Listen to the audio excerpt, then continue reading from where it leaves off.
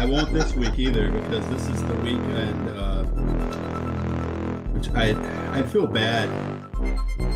I feel bad being irritated by this, but like this Friday is the something like 12th or 15th or something like that anniversary of when her brother died. So it's one of those weekends where she's gonna be all cryy and I have to be supportive, and there's zero. I don't think we've ever had. You gotta give her those. I'm here for you, folks.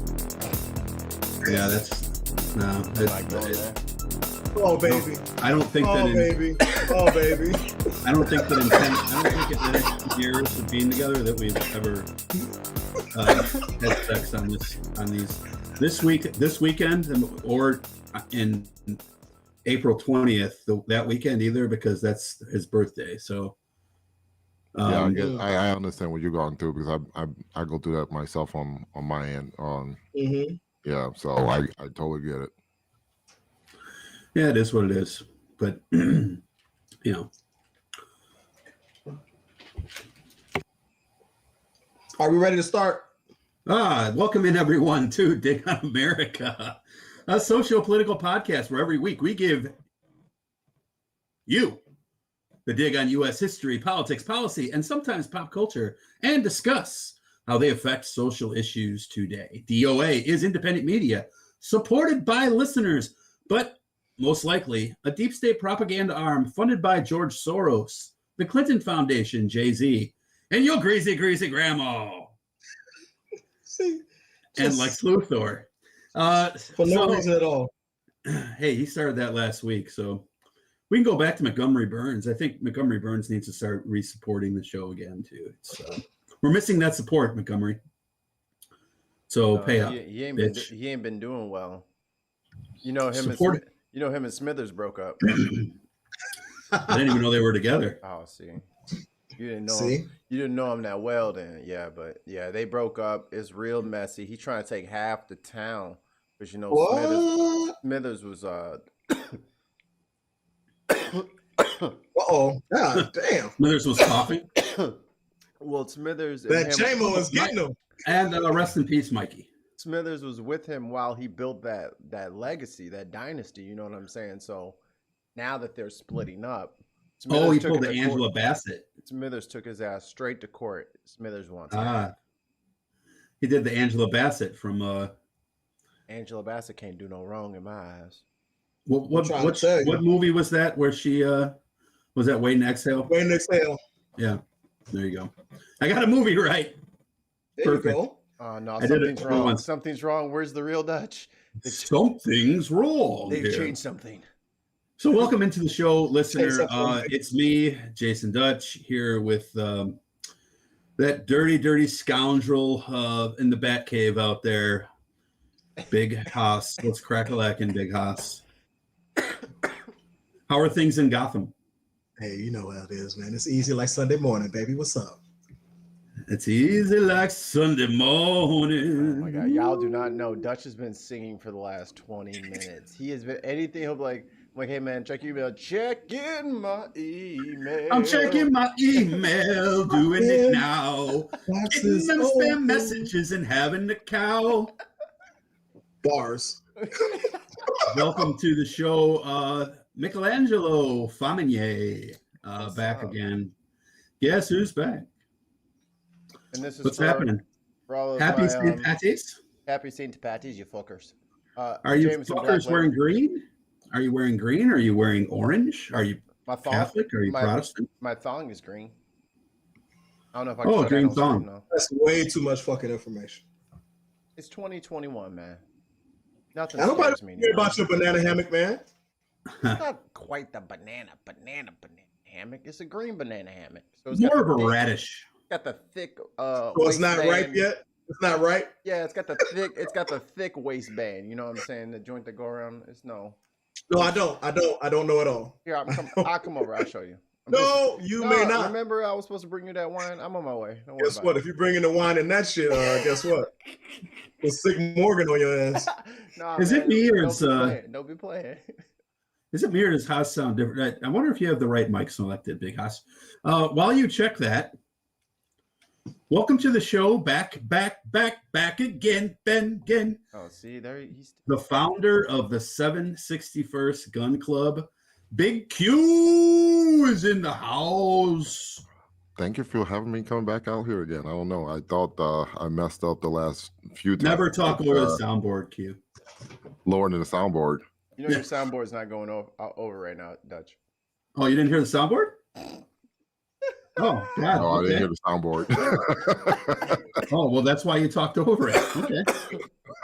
Well, technically, if that shit ain't plugged in, did he really actually, like, I mean, if a tree falls in a forest and there's no one around to hear it. Did he say it? It still fell. That's funny because I can hear it. I don't know why you guys can't hear it, but whatever. I can't hear it. Check your settings, too. You sound weird. No, that's probably...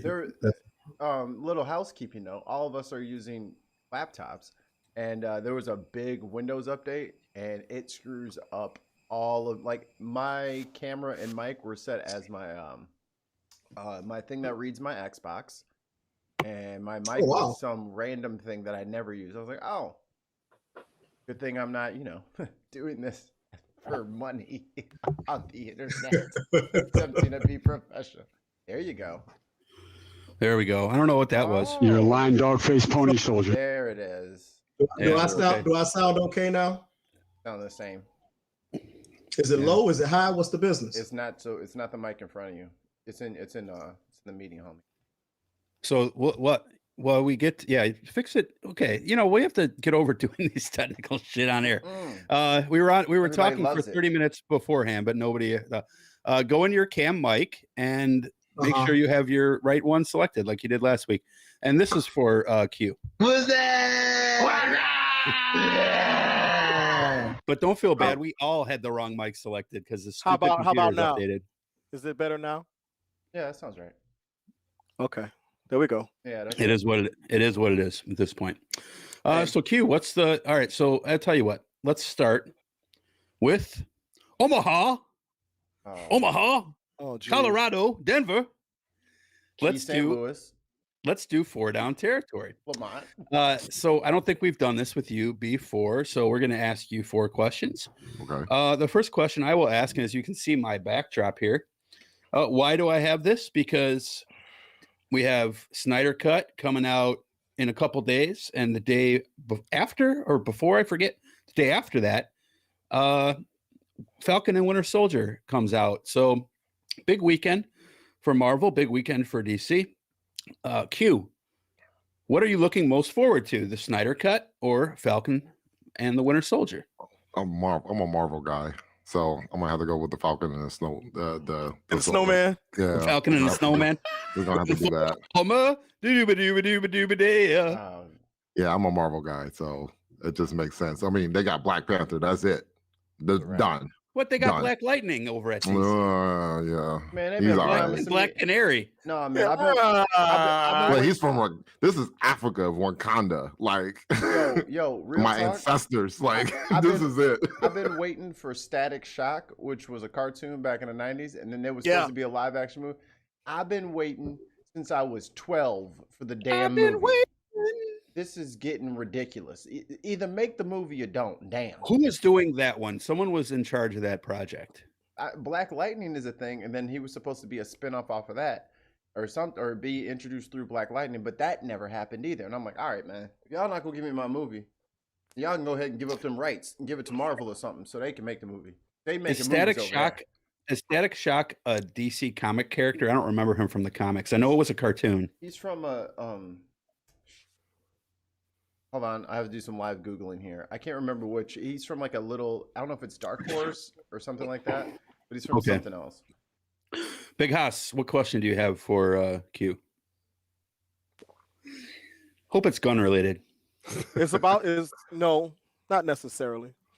My question for you is, Q, what's going on in the world of 2A activism and it's not necessarily about guns, but about, what do you have coming down the pipe as far as things you're involved with legislators and things like that you're working on? Good question. So what we got going on right now? So I got Courtney Redmond is the president right now for the 761st Gun Club. So right now we are seeing some bills that are coming out, especially with the extended background check. We know that Illinois is trying to do some things as well. They're trying to bring back the FOIA Card Act bill back on the floor again. What we're trying to do is trying to go back out there, especially talk to the Black caucus and just educate them on the Second Amendment, especially when it comes down to the Black community. So what we found out was that a lot of the elected officials did not know what was the reason behind the FOIA Card Act to being coming out. So so we did some research on it and try to connect the dots and came up with what we thought what the conclusion was, which we thought, this is what my research came out to be. So Dr. King was assassinated. You had JFK was assassinated, and then Dr. King was assassinated. And at the time, there was Mayor Richard Daley, the father Daley, and then LBJ was the president at the time. And there is a recording on a phone call recording saying that he had concerns of the word was non-whites leaving the city of Chicago to buy firearms. At that time, they did not have a FOIA Card Act or anything like that. They did have some type of registration for gun owners in Chicago. The suburbs did not have anything like that because they believed in freedom and Constitution. So, so the mayor was trying to convince the then president LBJ to figure out some type of gun control act. Or law to come across, which you saw the Munford Act, you saw that was passed in California with Ronald Reagan that was the governor at the time. I believe the 1969 Gun Act was passed as well, which is, I think that instilled the FFL dealership, meaning or holder, meaning that in order for the person to buy a firearm, they had to go to a dealer or gun dealer or somebody who was licensed federally. Before that, you could just buy a gun off a catalog and they would ship it to your house. And then that law just stopped that from happening, and the person had to go through to a gun store, go through the background checks and do things like that. So what happened here in Illinois was it went up to it passed to get a FOIA card. I think at the time was $5. Somebody to go and get a permission from the state police saying that they were allowed to own a firearm in the state. No open carry, no concealed carry at that time. I'm still I believe that. Yeah. How long you been waiting? Almost a year, like 11 months now. So this is what this is the part I get really upset about. It's like, so we had this pandemic, we had all this stuff was going on, and people decide that the Second Amendment is for them, which is great. I love it. We need to get more of us to be responsible gun owners, and we can. That's what the 761st is all about. We're about teaching responsible gun owners. The mission statement is to change the perception of the Black gunman within the Black community. So, and that's how we do it. So we show the different lights of what a typical responsible Black gun owner looks like, and responsible gun owner period looks like. So the thing that was upsetting me about this is the system, the gun control laws they got in place right now doesn't work. It hasn't saved a life at all. We still got all these shootings that's going on in Chicago. I mean, the federal level, you have that man who, that punk ass who shot all these women up in Georgia yesterday.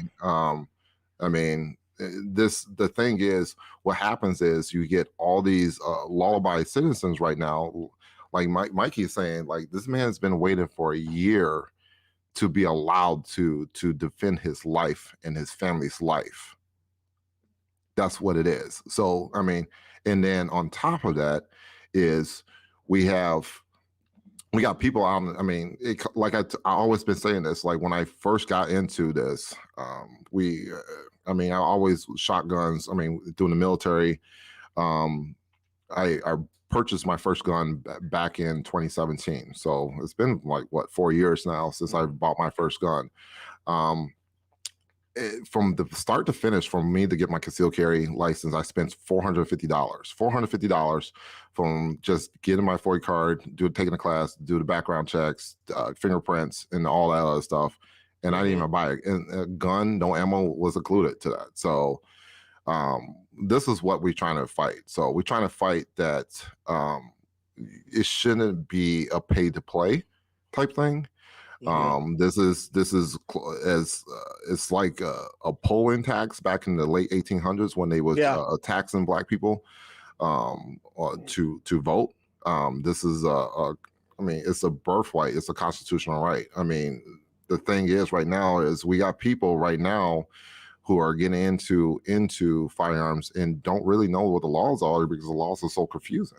Like this is what's going on, and that's what put people in the trick bag. So what's horrible right now is we got good people. I mean, they're not gangbangers or anything like that.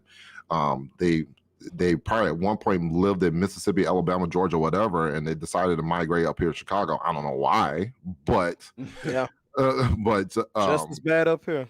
Yeah, but I mean, down there, I mean, even though that's crazy down there, they had their gun rights, meaning that I could go to the store, buy a firearm, do the instant background check on the federal side, and I mean, whatever the state, local, whatever they had going on, they could walk out with that firearm that day.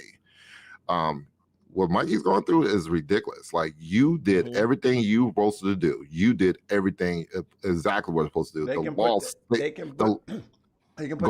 put that $7 back in my account. You know what I'm saying? They've been holding my $7 for 10 and a half, 11 months. I need my $7 back. Y'all could take it back out when I get my damn car, but you don't get to hold the $7 because you hurting for cash. But that's the thing though. Like, this is like, we are paying money for, like, my thing is, this is what my thought process, and I'm probably gonna upset a lot of gun people on this one, but I'm like this. Look, if you want us, if the government want me to have a FOI card, they want me to have a concealed carry license, all that stuff, fine. But it's not coming out of my pocket. It shouldn't come out of my pocket. The moment that I have a problem with it, if you telling me that people, I mean, we got people, especially, I mean, single moms, West Side, South Side, Chicago, who are, I mean, they are living day to day, and they really looking at this firearm thing, the Second Amendment thing, and differently, and they seeing the price tag, and a lot of them are getting turned away from it because they can't afford that price. Right. So they got a choice to either skip or delay some of these bills, or put your life, or what they say in rap music, ride in 30. So ride dirty. That's what it is. I think the problem, well, there's two problems, first of all, here. Number one is Haas always asks the longest, worst questions during or down territory. You're supposed to ask him, like, what's his favorite, Dr. Seuss character, right? But you for being intellectual. You asked him what gun stuff. You say gun. Well, I thought he was going to say something like, "What's your firearm of choice?" Oh, okay. But I'm far from superficial. We were going to get all to this later anyway, but it's fine. It's fine. Okay. Now, my problem with what you said is not a problem with what you said, but a problem. No. You said it situation. Like you meant it. The situation that you were addressing, the problem is that you have states like California and city of Chicago and Oregon where you have gun laws that are too restrictive, and you have other places like you mentioned in Arkansas, Mississippi, Louisiana. Wisconsin. I don't think you shouldn't be able to walk in and buy a gun that same day, regardless. Because that is, most of the time, if someone is going to get a gun and they're going to do something with that gun, that the cool off period, I think, is a responsible thing. I just don't think it should be exactly 10 days to the second, like it is in California. One's too long and one's too far. I can see your point there, but here I am. I'm already a gun owner. I I'm not gonna say how many guns I have because it's none of your business, government. It's not in your business. Almost got me. But if I decided tomorrow to go to a gun store and buy another gun with my semi, I mean, why should I have to wait? Even though, I mean, what's the cooldown period for someone I like agree me? with that. Yeah, I agree with that. Maybe for first time buyers, put them on that cooldown just in case they're not raging about a homeboy who scuffed up his brand new retro 13. He had the Concords, man, and then you scuffed my Concords. Let me go over to this gun. You even broke my skateboard. Or even worse, the guy who killed 4 people because he thought he deserved part of the stimulus that his baby mama got. See, one thing about me though is like I used to. He would have got it back at tax time. You probably would have. That's the whole thing that's so irritating. He doesn't. If he would have got it back in a year from now. Yeah. One thing I will say about myself, before I was a gun owner, man, I was like, you looked at me the wrong way, I wanted to fight you. That's how I was. Now, now you look at me the wrong way, I shoot you. No, not at all. It makes you even more patient. It makes me a lot more patient. Teasing, now. I'm teasing. I get you. I get what you're saying. I get what you're saying. Like the moment, like it got so surreal for me when the state mailed me my concealed carry license. So when I got my concealed carry license, man, like I mean, I was at a pause like there for a moment. Like, man, like this is a powerful tool, and that like could change a course of life for everybody involved in that situation. So right at that point, I mean, we just started the 761st Gun Club, and then we started talking about the psyche. We start talking about the mental, the physical, and emotional aspect. I think in order to be a responsible gun owner, you have to be physically fit. You have to be emotional fit. You got to be mentally fit. 100%. 100%. That leads to my first question. What is like a gun club? Because some people are not from the States, so this is all gobbledygook and gibberish. So like, what is a gun club? So you got various gun clubs. So you got like the NRA chapters. They got outdoor ranges. You can't use abbreviations if people are international. Oh yeah, I'm sorry. The National Rifle Association. So they have like clubs, and they actually have clubs, physical clubs, and I mean they have like trap shoots, skeet shoot. I mean they got ranges. Like I mean, they got a place called the Illinois State Rifle Association. They got a range probably in I think it was the Kankakee area. That's a NRA affiliated chapter. So or place. So it's a nice location, a nice range. Our gun club, we were the national level is part of the National African American Gun Association, or people say NAGA. They don't like that. Some people that get thrown off with that word, but I love it. I'm fine with it. But leave it alone, yeah. I was gonna see him cooking over there. It's like, ooh. Yeah. So I mean, it's kind of funny though, because we've been on some of these other like we did a NPR News did an article on us back late last year, and they did a radio show on it, and they didn't want to say that word. So I'm like, okay, it is what it is. So this is fine. Not the yeah, exactly. So people got mad. I mean, with that. So, but with your naggers and your pork. Yeah. I love delivering in this house. They hold their chapter meetings in the back of Piggly Wiggly. Exactly. But 761st, like that's where we started the gun club. I mean, when I started, I thought it was going to be some people just come together. We're going to shoot some targets and talk about who had the better shot, who has the best guns, and things like that.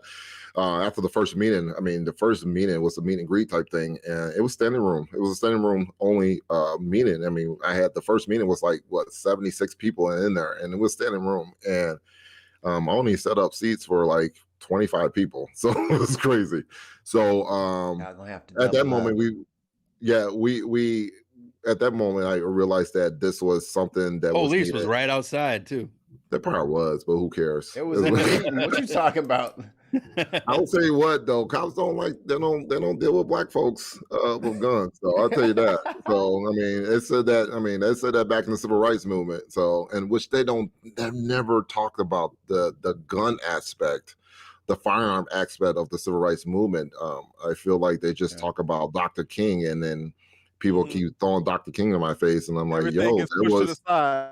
I was like, he was a gun owner too, and he had armed security guards. And I'm like, let's talk about Robert F. Williams. Let's talk about I.D.B. Wells, who's also a Chicagoan, who is a staunch gun supporter. So that's the things that and that's what the government and schools, and they're fond of cherry picking. They cherry pick.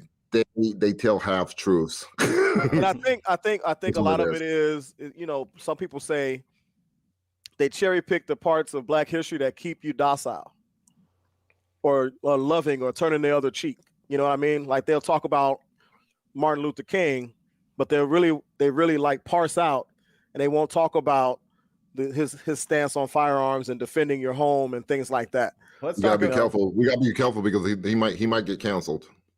Right. So you know that Martin Luther King was talking about the Poor People's Campaign. Can you believe this?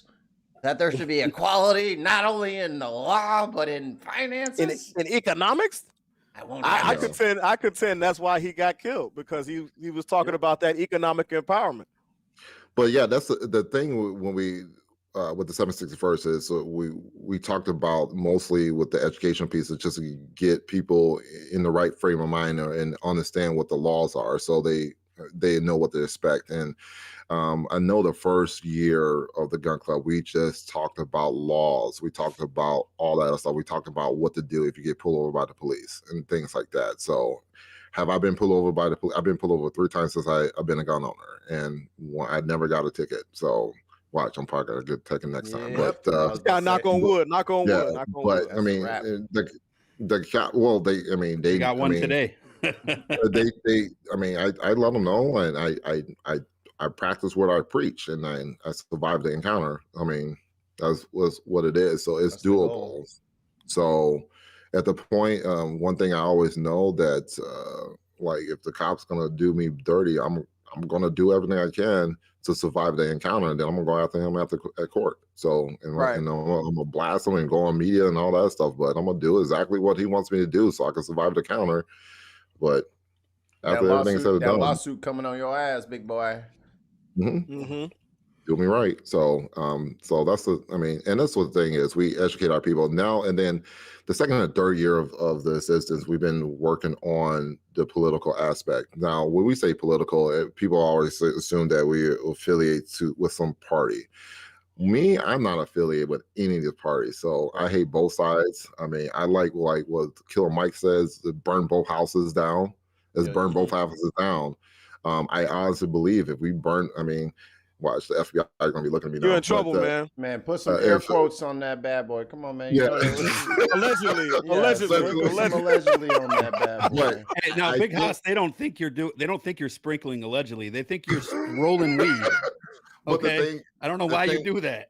Why are you rolling that blunt? I honestly believe, though, if the two political parties, and I'm going on a different tangent, I apologize. No, that's what we do. That's standard. Let me do this real quick. I'm going to ask you my fourth question, because I think you're going where I was going anyway. What would you say? I hope this ties in. What would you say is the number one thing that Democrats or the Democratic Party, the liberals, et cetera, however you want to call it, get wrong when it comes to gun control? And conversely, what is the thing where the right wing, the conservatives, get wrong? Both sides are wrong, period, because one party says the sky is blue, the other one says it's turquoise. But I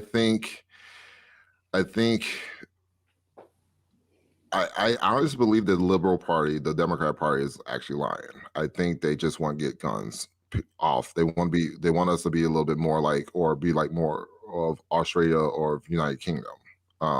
I think that's, and they keep saying, no, we still respect the Second Amendment. We don't want to take your guns away. No, I think it's bullshit. I think at the end of the day, I see comments on the comment sections every once in a while. We got too many guns. We need to get the guns out of the streets and stuff like that. And that's gun control. That's exactly what they want to do, is just get the guns out. This country was formed off of guns. Guns been here since the first pilgrims came in the country and took out the Native Americans. But right. Kind of a reason for gun control.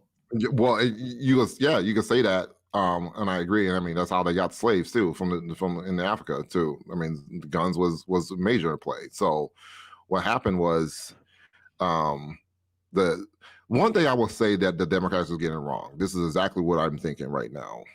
Today. So they issue out these gun control laws.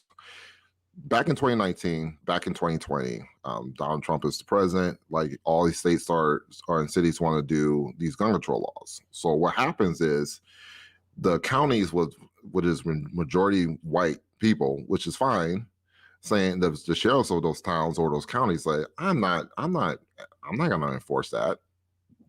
I'm not enforcing that law. And the people in predominantly black communities or counties saying, yeah, we're going to enforce it.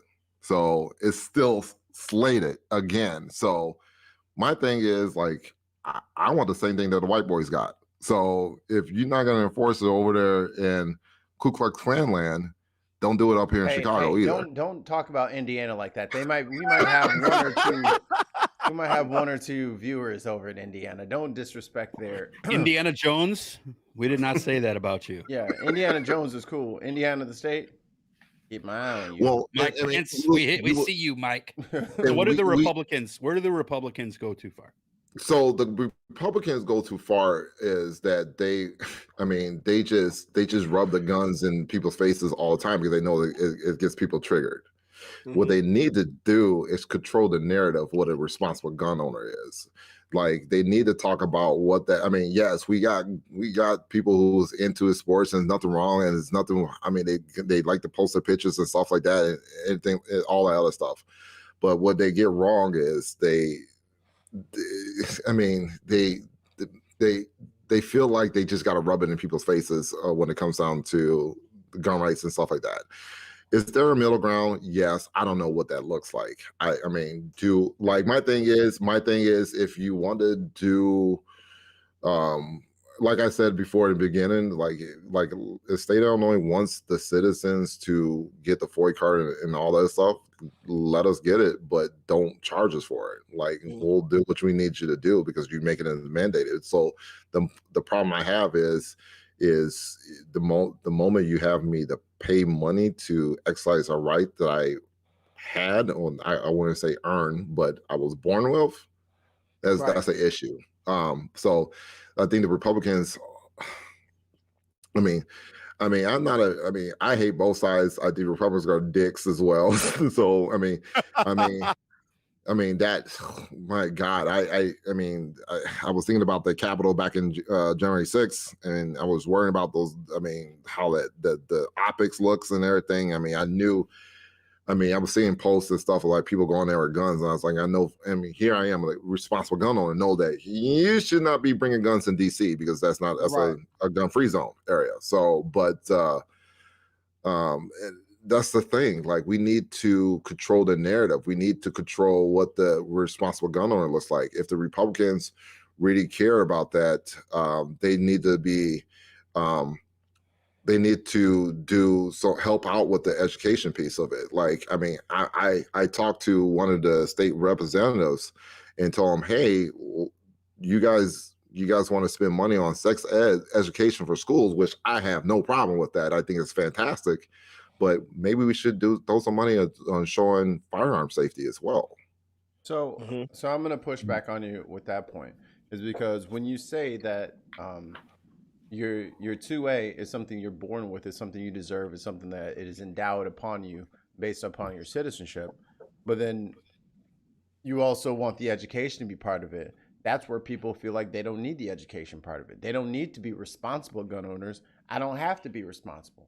I get to have this gun no matter what. So I'm gonna ride around with it, rolling around in my car. I'm gonna drink and go clay pigeon shooting. You know what I'm saying? Like, I think there's no way to draw that line to say that you have a right to do something, but you need to be responsible with it. So I am still, even though I applied for my Ford card, I'm still on the camp of everybody loses their guns, and then the people who want to earn them back will earn them back. How do they earn them back? By doing the same stuff that you've been talking about with the education, with the physical state, and all the stuff that makes what it sounds like all the pillars that build up a strong and well-rounded, stable-minded gun owner. That's what you should be able to prove to get the guns. But then that becomes subjective though to whoever's creating the system. And it shows here that, I mean, Chicago was teaching gun safety long before. Rhonda Ezell, she's the founder of Chicago Guns Matter. She sued the city of Chicago to get a gun range in Chicago, and she won the case both times. She won twice. I was talking to her probably like a year ago, and we was talking about her upbringing and things like that. So she was talking about how she went to a high school and they were teaching firearm safety. They had like these high schools in the city of Chicago got gun ranges on the basement. They got gun ranges with their ROTC programs. They had gun ranges. Mm-hmm. So all these places at some point, so I think late 70s, early 80s, they stopped teaching firearm safety. I was a freshman. When I was a freshman in high school, I did Marine Corps ROTC, and they took it out. Like the year before me was the last kids that got to have the airsoft. They took it all out. And that's the thing, is like they started the kids off of the airsoft. Like you got the 4 basic rules of firearm safety. Like at the end of the day, that's what we want. Like, and that's what we do in the 761st. Like we teach kids. Like, I mean, these are kids that are not going to be shooters or anything like that, but we want to educate them. Like, hey, if you see a gun on the street, like, don't pick it up and like go get an adult, or you go to your friend's house and you go to his parents' bedroom and go on the bed and you see a gun there. You probably want to get out of there and right. Don't pick it up and stuff like that. Mm-hmm. So we educate our kids on that all the time, and then we also educate the parents. We educate everybody else on, hey, it's probably not a good idea to be laying your gun around. That we talk. I mean, we spent like months, like half a year of talking about locking the guns up and putting safes and things like that. So that's where responsible gun owners is. But that's like some of the major. That's half of our problem, right? Is that people, even if they assume that they're responsible gun owners, they don't secure their weapons properly. They don't, and that is why mugs can steal the shitty little kid who goes up to Kenosha can magically have a gun. Now they're trying to bring up this bullshit bill of sale that he bought it or whatever. It's the same way that people are able to just like take shit from daddy's upstairs, up on the closet underneath the red towel. That's where it is. So he goes up there and grabs it, and now he gonna blast away a homeboy at the school. Like, our mass shooting problem, I would say half of it is not from people who own the guns, but who are taking the guns from people who own the guns. Well, you gotta be responsible. That's the thing, is that the home responsibility is very important. Mm-hmm. I mean, and that's the whole point of it. I mean, I know we were talking about responsible gun ownership or responsible anything with all your rights. I mean, there is an education piece for all your rights. I mean, that's where we go to school. We talk about the First Amendment. I mean, kids are talked about the first freedom of speech and everything, but we also know that even though you're free to say whatever you want, doesn't mean that you're not free to. Yeah. I mean, it's just saying that the government can't cut your head off if you say something stupid. That's what it is. But it doesn't mean that I can knock your head off. Like, it doesn't say that. So, but that's what we educate, and we tell kids that you can't say fire in a crowded movie theater either. So that's what it is. So, I mean, so there is an educational piece for all the rights and everything.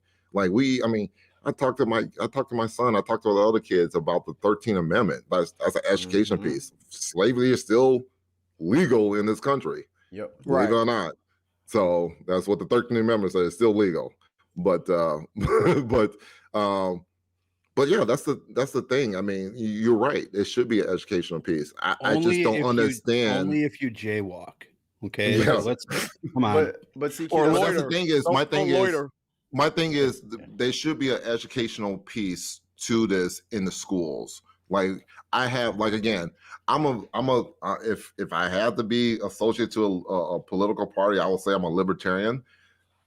Which I don't know. I probably don't even do that good either. I probably don't even do that good either. But the thing is, my thought process is like, I mean, I as say long as I'm a libertarian, and he attacks me. You I say just- you're a libertarian, he goes and he's I booed the sarcastically man. boos you. I He booed the booed me. man. What He you want booed me me. to do? But Right. the thing is, like, it's we need to. I mean, it's the educational piece of it. Talking about, I mean, and that's what we do in the National African American Gun Association. Like, I am motivated to not to have my gun or my name on the 5 o'clock news. That's what it is. I mean, I have a 18-year-old son here. Like, I love him to death. I trust him, but I ain't leaving my guns out for him to Yeah. have easy access. Everything is locked. I mean, I know what he's capable of doing. I mean, do I think he could do it? I don't think he would do it, but I mean, am I gonna chance it? Nah. Why put it out there? And I mean, if a kid has to take all this time to learn how to drive, but these adults can have something that is potentially way more dangerous, and they don't have to do no shit. They don't have to do no training. They ain't got to do nothing. They ain't got to go to one class. They don't want background checks. They don't want psych evals. They don't want shit, and they want AKs and rocket launchers. I'm like, yo, this is not Call of Duty. This is real life. Like, I need. Man, I want the same thing the white boys got. They got rocket launchers. I want them too. Hey, Block looking I mean, mess. So looking like new I see your point and everything like that. So I mean, yeah, that is a right. But I think I think when you got to misconstrued of the mass majority of gun owners. Like, the mass majority of gun owners are good people, are good American people. They are responsible gun owners, and you got these assholes, and they just, I mean, they're not even a part of the gun community. They're just fucking assholes, and come in and wreck up shop. Like, this dude who shoots up all these women up because he's a sex addict, get the fuck out of here. That's a narrative. Like, that's a, Yeah, that's, but is he a sex addict? Is it? No, that's. Let me Like- let me go through his search history. I was defending a supposed to be- laundromat. You're supposed to be shooting up the spawn a different way if you're a sex But addict. and that's the thing I'm talking about, Thank you. though, is like we can't say that this guy is a part of the gun community because the guy doesn't know the basic firearms. His head wasn't there. Like, we're gonna find out soon how he had obtained those firearms. We're gonna see. The kid is 21. Is he legal to own a firearm? Yeah. We'll see. He might have bought it. Who knows? But I'm kind of curious what the gun owners, the gun stores, was thinking when they. But when I talk to my buddies internationally, they all look at us like we're crazy, because We look at each other like we're crazy. So because it's no different. because it's, aside from like I mean, I hate to say it, but like occasional mass shootings, which is a weird thing to say, we just generally have a lot of gun violence. Period. Like, Yeah. like the number. We got a lot of. The thing is, we got a lot of violence. Period. A lot of violence. Period. If you take the gun away, the violence is still going to stay. Yeah, but you can't pretend that the gun's not there though. So it's Oh no, you're not. Yeah, I'm not. If I had a nuclear missile, and I know I'm going crazy far, but if I had chemical weapons, everyone had chemical weapons, we'd have chemical weapons fights, Mhm. right? Like, so that's just the it goes both ways, the extreme one way and the extreme the other. We'd go, we'd pick up sticks if that's all that we had. But so I think that we have to have an air of responsibility. I own 3 guns. Okay. Why are you telling Don't everybody? tell Stop and telling it's- the don't man tell that. Damn, Dutch. No, I own 3 guns. I don't care who knows that. So Allegedly. What the hell is wrong with you? Stop it. I own 3 guns. No, he and doesn't. the That's the an point is, exercise like, in white privilege, man. He know they ain't coming after his gun. well, Maybe it's interest- 3, maybe more, maybe less. interestingly enough, but here's the thing. My point is that I'm not per se anti-gun. but I am pro anti-gun. I am pro gun legislation and having some sort of restriction to it, because you can't. First of all, you can't just assume that because I bought a firearm in 2018 that I am still in the same mental state in 2021 that I was in 2018. My wife could have just fucked the mailman yesterday, and I walked in on her, and now I'm in a different mental state than I was before. Them blue shorts was getting her ass. She didn't know what to right. do. I almost fucked them because of those blue shorts. But you know, you have people get disgruntled at work. You know, they may experience racism, they may experience sexism or ageism, or you know, some sort of issue with LGBT, or you could even have someone who just sees someone who's LGBT commercial on TV and then thinks that the gays are coming for them, and they're gonna go shoot up a gay bar or something like that. And then you have, you know, religious fanatics, both Islam and Christian, you know, who a lot of anti-Semitic stuff where that's you know, why I like the Libertarian Party, because as long as it doesn't fuck with me, I don't care. Well, if yeah, you but want to be that's not gay, true. that's fine. That's not necessarily true libertarianism, though, because it's that Libertarian Party was founded on freedom, but freedom with checks and balances. Yeah. So, you know, it like I could be radicalized by Q or become an anti-Semite. You've seen this happen over and over and over again. And the Second Amendment is, I think, wholly misinterpreted, because gun ownership is not a right. People will, I know constitutional attorneys will disagree with me. They'll say it is a right. I know you guys might disagree with me and say it is a right, but if it's a right, then I can't have that right taken away. So therefore it's a privilege, because if I kill someone, I can't own a gun because I lost the privilege. So it is directly a privilege until you know, unless you blow that privilege. You lose more than the Second Amendment rights once you become a felon, though. But those rights are right. Voting is therefore a privilege as well. And maybe voting should not be, but voting isn't going to kill anyone. And I found this, you know, and it's real quick. Hold on, real quick. I found this out from some of my Canadian friends.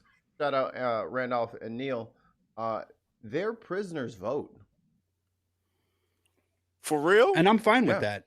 I'm totally down with that. And I agree 100%, because those motherfuckers are still citizens, and citizens should still have a right to vote.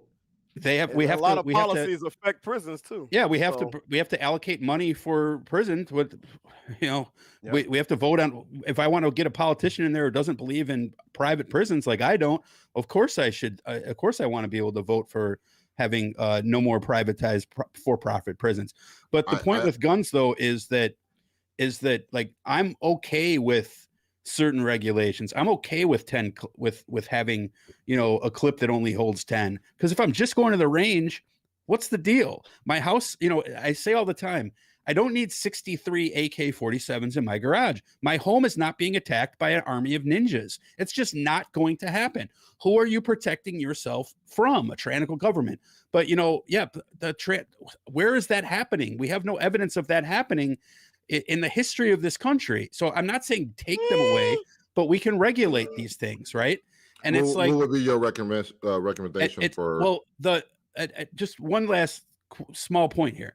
The Second Amendment, I think, is Article 8 of the Constitution, talks about how Congress has appropriated the power to maintain a navy. At the time, there was no army, so it said if they can create an army if they want to, you know, to combat piracy and to be able to call forth the state militias. The Second Amendment was then written and said, in order to maintain a well-regulated militia, the right to bear arms shall not be infringed. But we don't do any of that.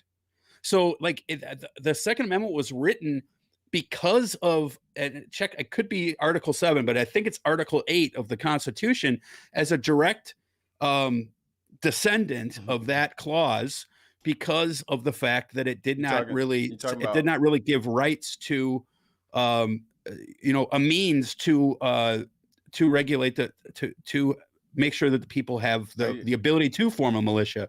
And some state constitutions do automatically regulate people into militia, like Illinois, I think, does, but not every state constitution does that. And you just can't you can't pretend that that this is all like some God-given right that we just don't that we just can just own whatever the fuck we want to and have no regulation on. It just doesn't make any sense to me. Okay, I got Article 1, Section 8 right here. The Congress shall have power to lay and collect taxes, duties, imposts, and excises to pay the debts and provide. So I think you might be talking about 7, because this is just about them being able to do taxes. But Q, you had a recommendation, or you were asking Dutch about his recommendation? No, it's section. Okay, hold on one second. Article 1, Section 8. That's what that is. But Q, you were Section 8 says okay, hold on real quick. I just pulled it up. Damn, bro. Section 8 of the Constitution, Congress will have power to lay and collect duties and taxes. You're right. But if you go down to coin money, where am I at here? To establish post offices, constitute tribunals inferior to the Supreme. Actually, let me share this with you guys here. So while you're looking for that, I have it already up, dude. Here, it's right here. Calm down for a sec. All right, so right here, Section 8. Okay, here we go. I'm looking for the word Navy. All right, this is to declare war, to raise and support armies, but no appropriation of money shall be used for whatever, to provide and maintain a navy, to make rules for the government and regulation of naval forces, to provide the calling forth of the militia, to execute the laws of the Union, suppress insurrection, and repel invasions, to provide for organizing, arming, and disciplining the militia, and for governing such part of them as may be employed in the service of the United States, reserving to the states respectively the appointment of the officers and the authority of training the militia according to the discipline prescribed by Congress. The Second Amendment says, and I don't have that up, but correct me if I'm wrong, in order to maintain a well-regulated militia, the right to bear arms will not be infringed. That is a direct child of this particular section, because it didn't define that enough. So we're not regulating any militia. All that part that I still have grayed out there, we don't do any of that because we have this funny thing now called an army. We don't call forth militias anymore. These militias just run around unregulated in the backwoods of Michigan, doing whatever the fuck they fucking please, and touting whatever fucking crazy ass worldview they fucking please, having whatever agenda that they want, meeting in secret. I'm not talking about guys like you, Q. I'm talking about fucking, like, I can't just because you're a good gun owner, and Haas is, and I am, and Mikey will be, that every asshole isn't going to be. So we have to have some way to check the mental status of people, the psychological well-being of people, whether that's testing or whatever, and have at least some waiting period, and then regulate the amount. You don't need 75 AKs. I'm sorry, bro. So my question, I don't need an aircraft carrier. I don't need an anti-aircraft gun in my front yard. Man, if I had that money, I would, if I could too. I don't know. But my rant is over. But my question to you is, what law needs to pass in order for the militia that you're saying that is crazy that will go away or get the guns out of there? Well, it's the fact that they did create an army, right? So this was written because at the time there was no standing army in the United States. The Revolutionary War was won with a navy and no army, right? So you have, because of the fact that we have an army and we have armed police officers, we don't necessarily have to have militias. I'm not talking about you and I owning guns. I'm talking about militias. And people hide behind this. They've kind of turned a verb into a noun in a way, where where the militia has become this thing. I know that's not directly accurate, but you get the kind of the point. Not at all. Is that a militia is supposed to be an idea of people doing something, of people defending themselves, defending their community, organizing if needed. Defending themselves from who? Well, that is open to speculate. I'm defending himself from whatever, bobcats, It could have, at the time, it could have been bears, bobcats, Not Native Americans that bobcats. they viewed as savages. And then this all stemmed from a fear of a tyrant king in England. Mhm. It didn't stem from anything in the United States, you know, and that it, and again, I don't have the world's most developed argument on this. Like, this isn't something I lay in bed and sleep about. But like when I You hear, put a good argument together, so I'm impressed. So it's good. Maybe pass the ball, Kobe. I mean, shit. okay, here, hold on. I always pass the wrong way. No, Haas, we haven't heard from you. I just sat back down, dude. Come on. I can't get my hand to go right here. Just he pass did- it to. How do you do it the exact wrong again? Like, Hey, he did it a second. I'm gonna do like Get the EPMD. I'm gonna do like MPMD and pass. No, Black. I pass Mikey the microphone. There you go, Mike. Expound. Appreciate. Give me the thoughts. No. So this, I guess, this is the question, and that's why I brought up my international friends, is because they've done what we said was impossible, right? They said that we think that there's no way we're getting those guns out of those people's hands. I don't think that no one should have any guns at all, but unless my plan is to start from scratch. Just Who like, should have the guns if they start from scratch? Who should have the guns? And who's One Who family, one decides- gun. How about that? Who decides who has the gun? One at a time. Q, I'm sorry. What was your question? These two brothers. No, I was like, okay, so if we These start, Neanderthals. The word if we is start degenerate. back over again, who should be the first group of people that get firearms? Why does it have to be Why does it have to be a tiered system of? Because that's what I thought that's what you meant by that. I could be. No, I'm apologize. just saying. I'm saying people should have to apply. People should have to be tested. People should have to be take educational courses. Or in your case, like if you're already like a shooting instructor or something like that, then those people obviously will take 15 minutes to check out their credentials, and then they got their stuff back. But here come Jasper and Laquan with a grudge. Nah, brother. No, I'm gonna need you to sit down, take this course, learn how to handle a gun properly. Do you have somewhere to lock the gun up at? Cool. But that's the thing, though. The brothers that you're talking about, they got these class 3 firearms, which I don't even know how they got their hands on, because those things are super expensive. Right. But like, all of a sudden they got a gun in their lap and everything, and nobody taught them anything about the fire. The only thing they taught them how to load the, I'm gonna use their word, clip, but it's a magazine. Load up the clip and how to pull the trigger. What's the difference between a clip and a magazine for the uninitiated? So the magazine is actually the don't let me bring my gun out. But don't do that. We on YouTube. Don't do it. Don't do it. So We got paranoid. Don't worry about it. the magazine is a housing that encase or holds the rounds, ammo, or people use to say words like bullets, but bullets is a nomenclature on the round. So it's a housing that holds the ammo, spring loaded ammo and everything like that. So a clip is actually a track of ammo or rounds on a track, like a metal brass track is what it is. And that's how they used to do it back in the old war days, World War I, World War II, and that's how they load up firearms that way, or like their rifles. So they just load it up in the clip and push the rounds in and pop the rounds off, and then once that. Oh, so the clip would be the ones where they kind of clip them off, and then they would like run it down in the gun, like for a Garand or something like that, where you'd have to just punch it in because it was bolt action. Almost like the M1 and yeah, exactly. Yep. See, you're right. See, Haas? Look at that. I got him. Oh, good. Good job. Look at the big brain on Brad. You a smart motherfucker. That's right.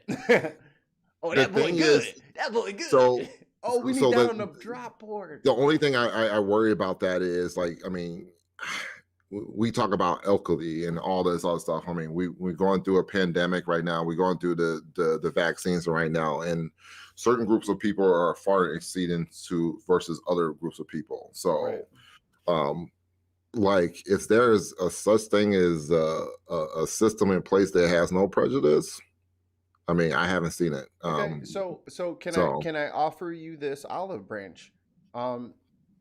If we're serious about dealing with our gun violence in America, would you be for a brand new like administration that takes care of these things? That is their sole purpose, is to process people and to expedite the process. Because going through the fucking state troopers 10.5 months later, it still got my $7 is not. Well, we got the administration right now. It's called the ATF. It don't do shit. It's not funded properly, or they need bodies, or they need something because they taking. They sure as shit. They sure as shit are untrusted by the right, though. Like the right. Just real quick sidebar. If you ever want to tell, this is a great point. I heard this on another podcast.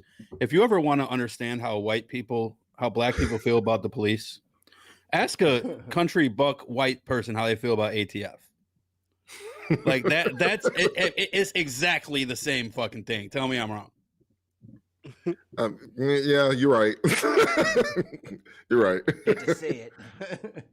I mean, I don't know what the usefulness was for the ATF to just give me a headache. That's what it is. But I don't think nothing's useful. I don't know.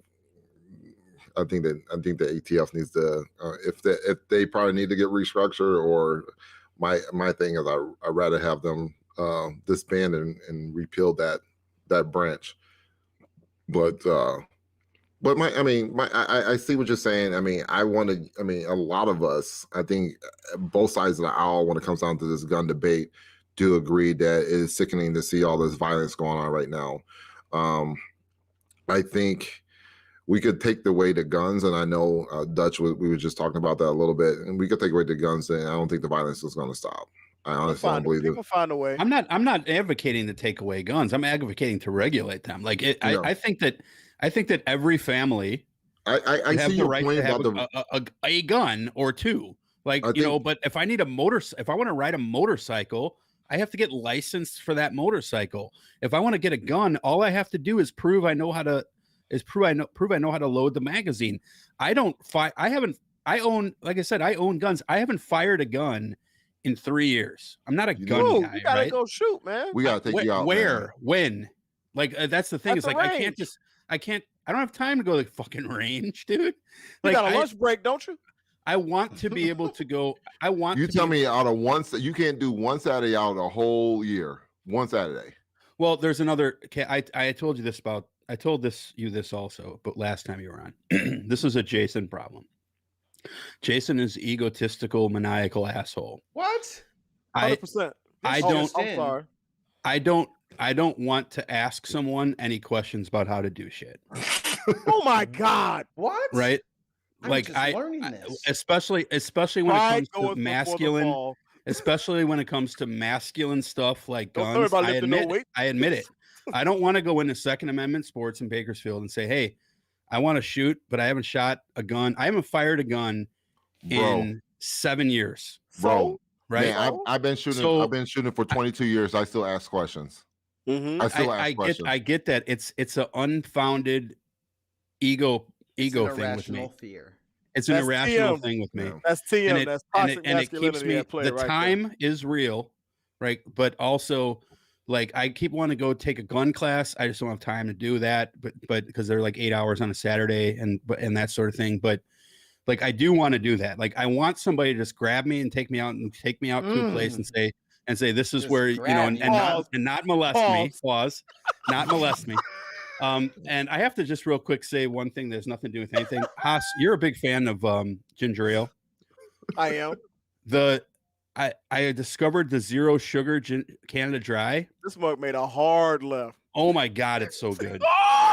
Anyway, these zero sugar pops.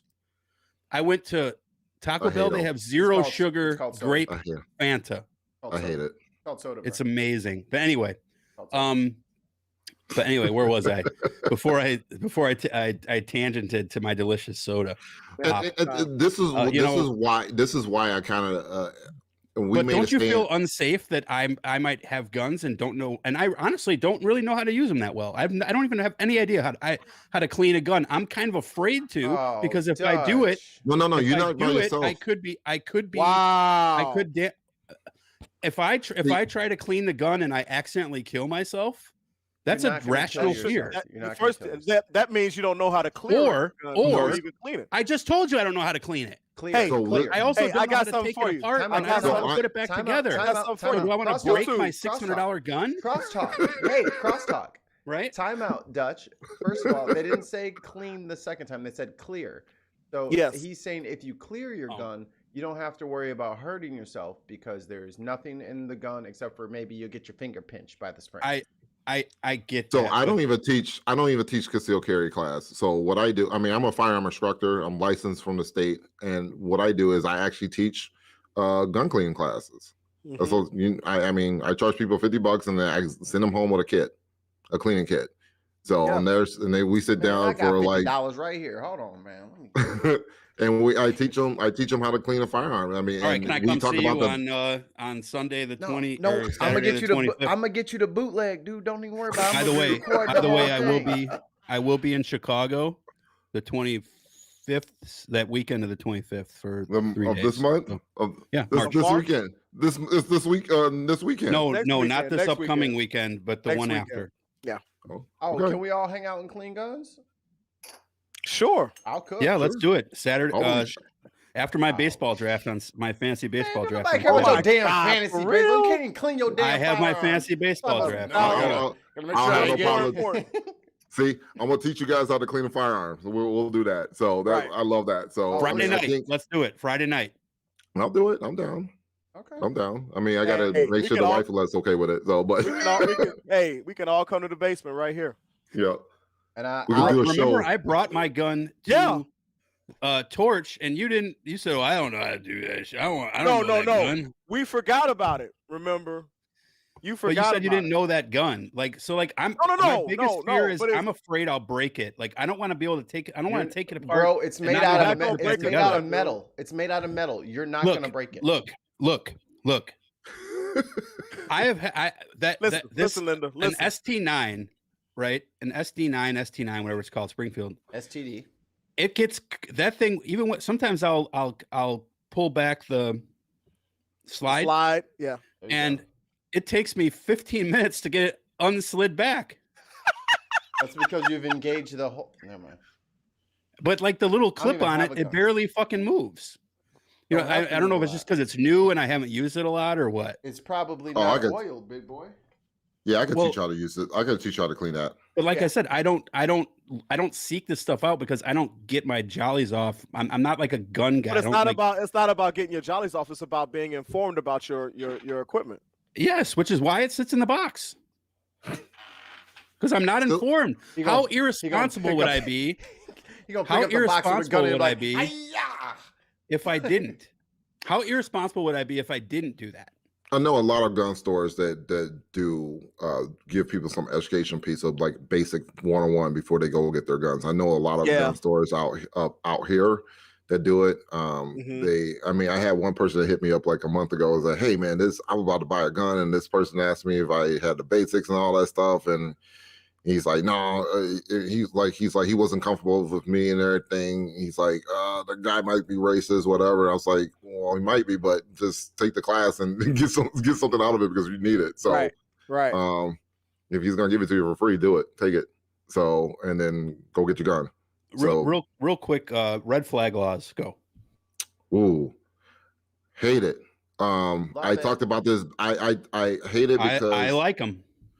back in 2019, I was on TV debating against state representative Kathy Willis with the red flag laws. The reason I do not like it, especially I don't know what it is like in California, but in Illinois, I had somebody I know. He owns firearms and everything like that. This is a part of his life. He teaches, and his ex-wife or estranged wife saying, called the police and said that he was being salty, he was being aggressive and everything. Like they share a kid together, and I mean they don't even live in the same house. And the police got there and got a court order, and they came in and took his guns. But for every story like that, there's one of there where they don't take one and the person does something. Oh, look at my man on PBS WTW window to the world. No, I'm posting the link. It's you. Right next to Big Bird. You on WTW. TTW. WTTW. You got to say W. Or is it but I mean, so Kathy Willis talked about that for that case, like if they came out that it wasn't false or it was false, like the person could go after the person who accused them, which again costs money because I would have to pay for a lawyer and then go after this person and go sue this person and then do all these red tapes. Like, first of all, I had to spend X amount of dollars to get a lawyer to get my guns back. And to prove that I wasn't crazy, and then you want me to go spend more money to get another lawyer to come after the person who snitched on me, and this person didn't lose any money, they didn't even drop a dime.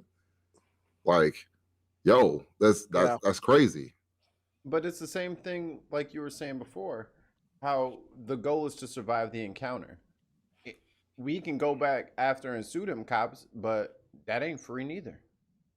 Oh, but we're gonna get money. We're gonna get paid. So bet your sweet ass we getting that fucking bread. I mean, we call it a business decision, the return of investment. Right. That's what it is. So, but that's what's your return of investment on going after the person who red flagged you? I mean, how that's going to benefit you, really? I mean, financially, it's not going to benefit you. But shouldn't that be part of that dream administration that I'm trying to push for? Of that's the people who take a look at that kind of stuff. It needs to be its own separate department with actual, like, yo, can we stop building a fucking border wall and put that same billions of dollars? It didn't stop yet? Man, I thought he stopped it with executive action. He killed all the executive actions. Well, that money didn't go nowhere. Yo, sell what wall we did put up and then fucking use that money to fucking get our fucking shit together. Because we got bigger issues than to keep wasting. And yo, Space Force, dead that shit. We need some fucking. Hey, you talking to an Air Force guy. Steve Carell is doing a great job with Space Force. Okay. I did 1 year Marine Corps and I did 3 years of Air Force. Look, the Chair Force is gonna be the Chair Force with a chair. I heard y'all did PT on bikes instead of on tracks, but never happened to me. Shit, I wish I had that. But I mean, but we ain't gotta look out for aliens yet. When you know homeboy down the street is unhinged, and he getting way too many firearms. I'm joking, but we do kind of really have an issue when the kids are in school learning active shooter drills. Like there's issues. We got to do something about. The question is, when did the active shooters started happening? What, back in '98, right? 98, 99. Columbine was the first one, right? So what I always wanted to do is we need to do a deep down root cause analysis and try to figure out what are these patterns that we're seeing. What happens is we have an active shooters situation happen, or like this asshole down in Georgia did yesterday, and all of a sudden politicians go on social media and say, "Yep, I'm going to do a gun control law or bill. I'm going to introduce it this week." Like they had it in their back pocket, waiting for the next. And that's another thing I didn't like about the Democrats. Like they just waited for stuff like this to happen, and then all of a sudden they got a bill that just flopped out like 2 hours later. 2 hours later. That's bullshit. So I think a lot of the time that stuff has just been, they've been trying to get it through, but they knew there wasn't no way. So they just they had it ready, but they just weren't gonna. So we're gonna use a tragedy to put our agenda in. I mean, when it comes to cop reformation and shit like that, it don't happen unless something bad happens. It don't happen unless you have the eyes of the country on you at the point. When everyone's focused on a specific issue, that's your best time to try to get it across. They might have tried 1,000 different times, because let me tell you something. I used to try to watch C-SPAN. Shit is mad boring. Boring. That shit is mad. It's good info, but it is mad fucking boring. But they Man. do it on both sides. Like, look at immigration, right? That's like watching a bank teller caravan- work. Like the shit. caravan build God the wall. damn. my thing is like we in the black community, and especially black gun owners, we always say that gun control is racist because we know that anytime a new gun control law is getting passed, we know that our white counterparts, our white brothers sisters, will not have to go through that getting that enforced versus us. A couple years ago, a white girl out here in Chicago was dating some guy who was a known gangbanger, and she bought him guns. She bought him 4 guns. That's scrawl purchase. That's illegal. That's a felony, right? A felony, meaning that she's a felon, right? And that's 10 years per gun. You know what they did? White girls, they slap her on the wrist and told her 6 months probation. Don't you do that anymore? I get that dichotomy. I get that there is not an equal enforcement of the law, but those examples do not help the problem because that's a different issue. That's a systemic racism. I think it's gonna come out with another issue though. If we get, that's what I'm trying to say. I'm trying to say that then we'll fix the systemic racism issue, and at the same time, then fix the American psychological issue. We haven't fixed it yet. Dr. King got assassinated. We're still going through this shit today. But Dutch, I think that's kind of like that's a bridge too far. We're not going to fix systemic racism and then fix our gun problem. That's just not going to happen. Well, I didn't mean fix them. Well, I meant, but that's what you said. Address just them. Responding to what you said. So, if anything, it's easier to fix the gun problem as it stands than try to. And there should. That's why again I'm going to push for a totally separate entity to deal with like the United States gun. Blah blah blah. Whatever the fuck they want to name it. Whatever's does better in the focus groups or whatever they want to fucking name them. The United States Gun Club, and then they will dictate what you can and cannot do, who is and is not allowed. People can vote for whoever. It needs to be something. And they'll be supported by huge corporations, which will ATF. That's what you just described. Yeah. ATF. Yeah, but they don't. Yeah, but if the ATF is not doing what the ATF needs to do, then they need to go. Or aren't they supposed to be doing I'm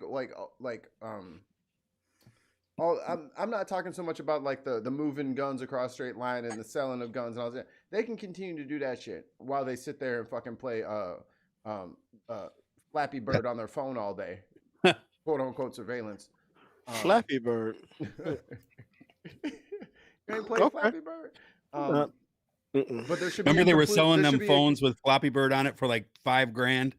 But there should just be a totally separate entity that deals with who can and cannot, who should and should not, and it shouldn't just be gun people. There should be medical people. There should be psychiatrists. There should be all manner of people that get to make that decision for each individual person. Who said, you know what, you do have some gun training. I see that you're from the military. But I'm going to need you to clear a couple psych evals, and then you're all good to go. And have those psych evals be periodic. So who comes up with the baseline on those psych evals? Because I have that conversation all the time. Like, who determines that psychiatrist? Baseline? But I could be dealing with a psychiatrist who's anti-gun and say that you're crazy for wanting a gun. You're crazy just wanting to have a gun. I'm pretty sure that psychiatrists out there thinks that I'm a nut job for wanting to own a gun. But I mean, that's true. I don't want to take that from you. But sure. just like there's doctors who don't like people smoking, they're not going to change the treatment that they give because someone smokes. You know what I'm saying? Well, we talking about something objective versus something. I think psychology could be something. It could be. It could be subjective though. It could be very subjective with these psychiatrists. But if someone comes in and they say, yes, I only think about suicide every couple months. Okay, cool. I got some psych evals I'm going to do with you, and I'm going to check up with you later. That's a no. That's a no. Like they know, or even if someone is cagey or dodgy in their answers, they're the trained professionals and knowing how people avoid answering questions, as opposed to here, just fill out this questionnaire and mail it in, and then we're gonna send you your shit. You know what I'm Doing saying? nothing is what we're doing now, and that is not working. So, that's it. I'm not sure that Mikey's idea is exactly perfect, but it sure sounds a shit ton better than what we're doing now, which is nothing. I would rather us take it through the medical field, if anything, because even if we just did psych evals for people, just come in, come sit with homeboy, rap with him for an hour, and you got to do that every 9 months. If you ain't got an hour every 9 months, if you're Dutch and you just rather hit somebody with the gun safe rather than learn how to reload the motherfucker, then hell, do that. I'm a busy man. You want me to go to a doctor every 9 months? Hell yeah.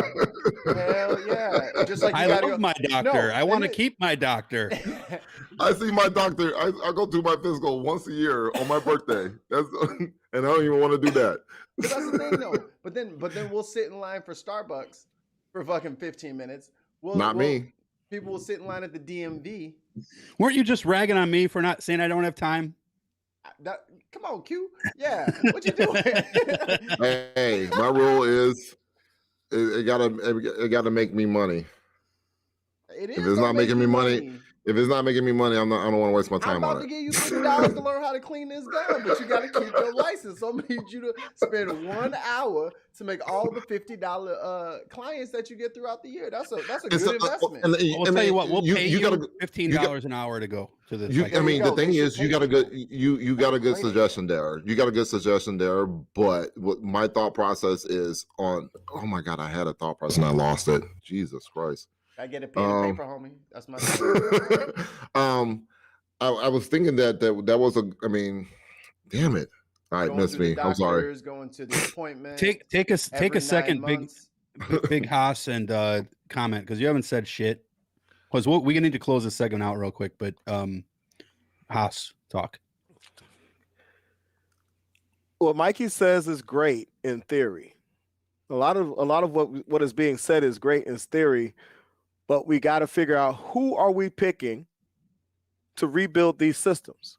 Because if we're just breaking down a system to have the same biased people rebuild it, then we're going to have the same problems.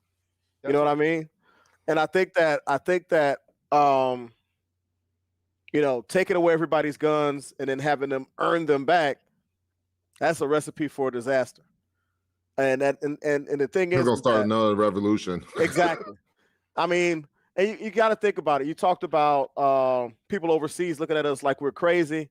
Well, they grew up in a whole different thing. They grew up in a whole different culture. So of course, our culture is deviant to them. And whereas our culture, as it pertains to guns, for some people, does have some extremes, it's still our culture. So me, as a gun owner who is for common sense regulations and things like that, well, where you get me pushed further to the right is when you talk about, oh, we're going to take all guns away and then we're going to create some system where you can earn it back. Well, I don't trust the system anyway. So if the same people are going to tell me if I can have my guns back, are the same people that are disenfranchising me in other ways, how do you think I'm going to trust that? I'm not. So that's you bring up a very good point, because this is an all-in thing. Because if everyone doesn't think it's going to work, it's not going to work. If everyone doesn't buy into it, it's not going to work. It has to be, and this is completely hypothetical. This is all theater of the mind at this point. Okay, Luda. But we will never get any steps closer unless we start making some of these pie in the sky steps. Like, I would rather us take steps to do these things. Even if let's say Q loses, he has to go do a meeting for an hour and then his license is renewed. Other than that, his license is completely. That's worth it to me if that shuts down the 55 crazies on his block. You know what I'm saying? Because if I'm playing the law of averages, if I have to piss off my people who I know are good and upstanding citizens for just a little bit, if I have to inconvenience them a little, not take their rights away and never give them back or do anything wild with them, but if I have to inconvenience people that I know are responsible, But for that the betterment of the society. The responsible But you- people feel like they've already been inconvenienced enough. I mean, Like that's the thing, though. Quasi said he had to pay $450, And I had to pay another $700 to become an instructor. Yeah. Wait, you You gotta pay to teach. You gotta pay to teach people to be safe. Those are bad That's things fucked up. too. Those are bad things Mhm. too, and I think those things should. I think that's unreasonable. Yeah, Okay, I think that's. but I that think doesn't should change totally go. Mikey's point. And I think that I agree his with. point is I agree extreme. that. Yeah, It's- I agree that we all should be. This. I mean, we should figure out this violence thing. Oh, yeah, of course. We should. I mean, I think. It's called being human.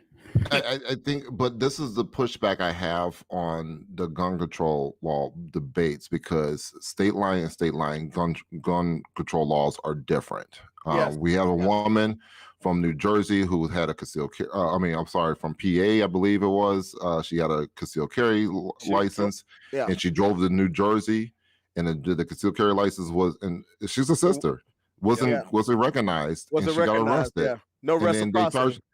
Yep, and then same thing happened in New York. People were flying in New York with their firearms, which you could fly in New York with your firearm, but you got to check it in and everything. And then these guys were the cops and law enforcement, the government officials, they were sitting there right there waiting for them to come out and get their bags and get those guns and then arrest them and put them in jail in New York.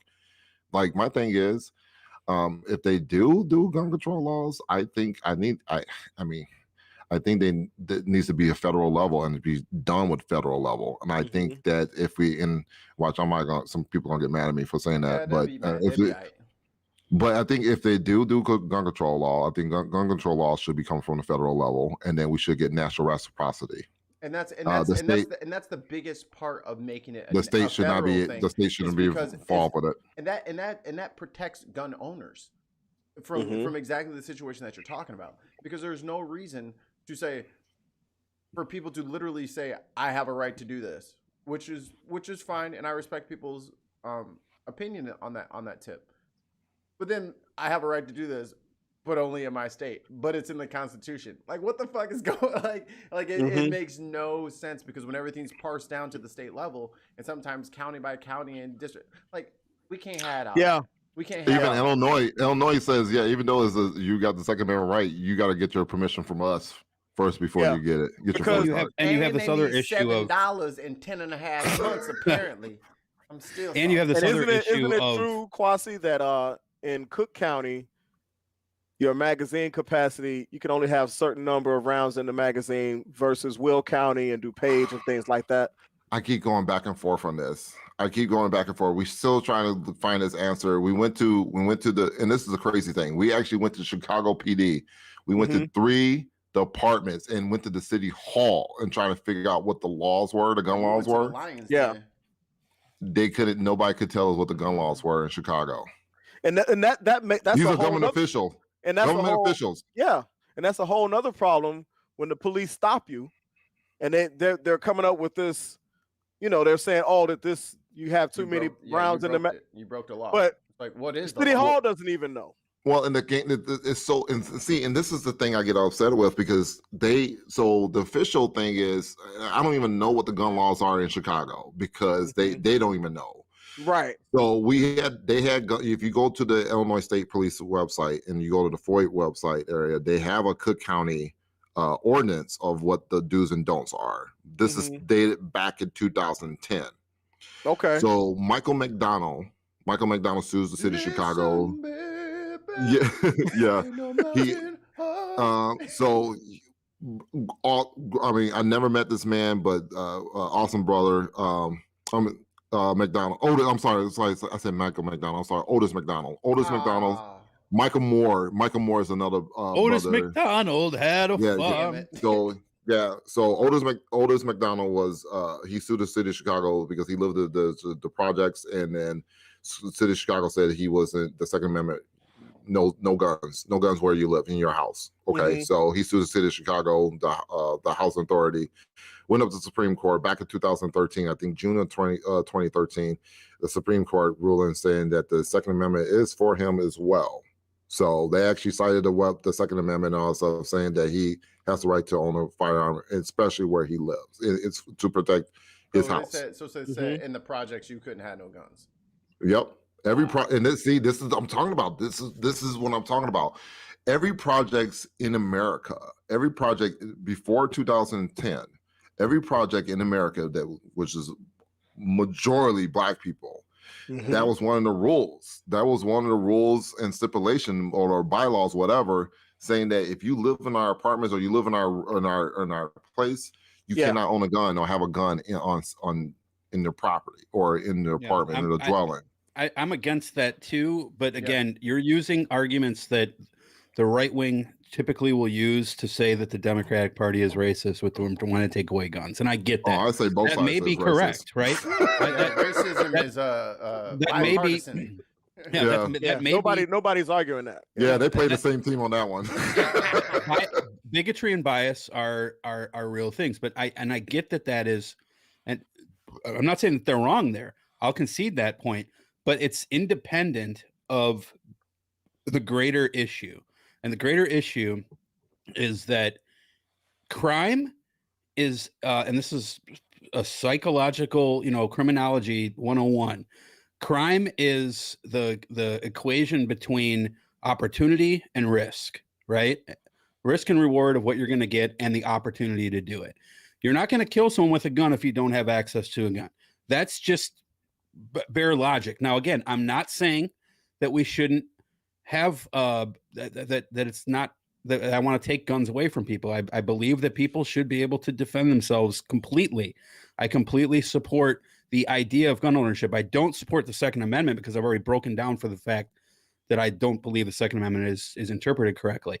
However, independent of the Second Amendment, I think we have the right to defend ourselves in this community, especially seeing as our nation is what it is.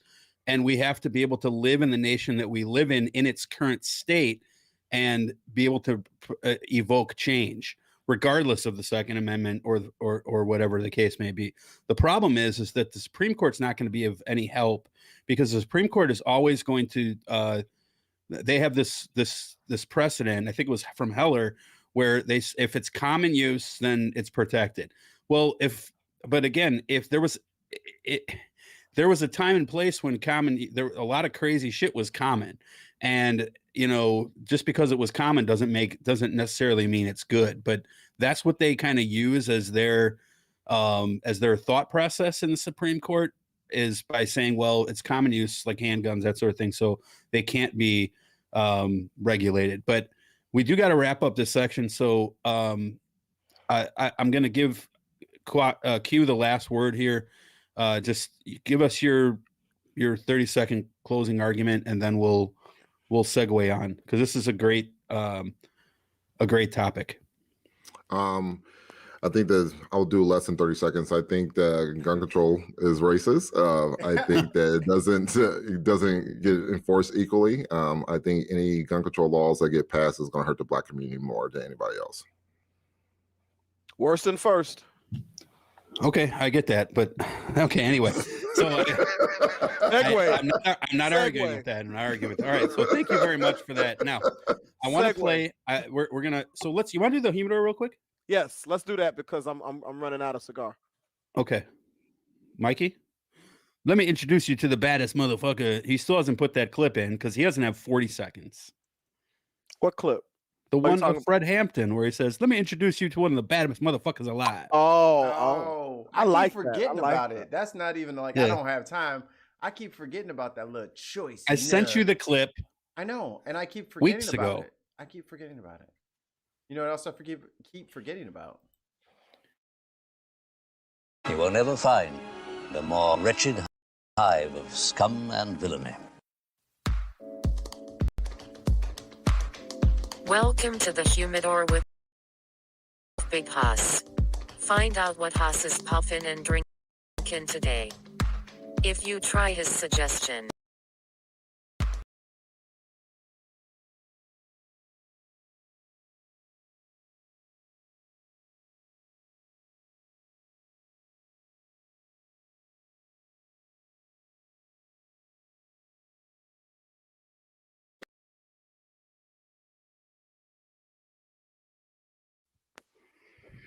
Big Hussein, what are you drinking? What are you smoking on Dig on America? All right. Since this motherfucker always complaining that my humidor goes long, I'm gonna get right into it. I'm smoking with my panky up today. A teacher? Here we go. See, he says I go too long, then he immediately interrupts. So, I am smoking the Caldwell Cigars Blind Man's Bluff Maduro. Okay? Take a look at that. Calm down, Jenna, in the chat. You know? Anytime you say smooth or veiny, I just see all hearts coming up in the comments. Calm down, girl. I'm about to say it. I'm about to say it because pre-pause here. Oh wait, let me get this Maduro leaf, nice and chocolatey brown, as you can see, and with some prominent veinage. You know, and that's odd from such a well-respected and quote unquote high-end cigar blend, but they usually err on the smoother side, you know, except for a couple other brands I could think of. But you can see that the burn line's pretty good. The ash is pretty strong. I had about literally 2.5 inches of ash before it actually fell off. So that's really good. It's kind of flaky though. I don't know if you guys can see that. So, can you rate the ashes from now on in pumps of lotion? Okay.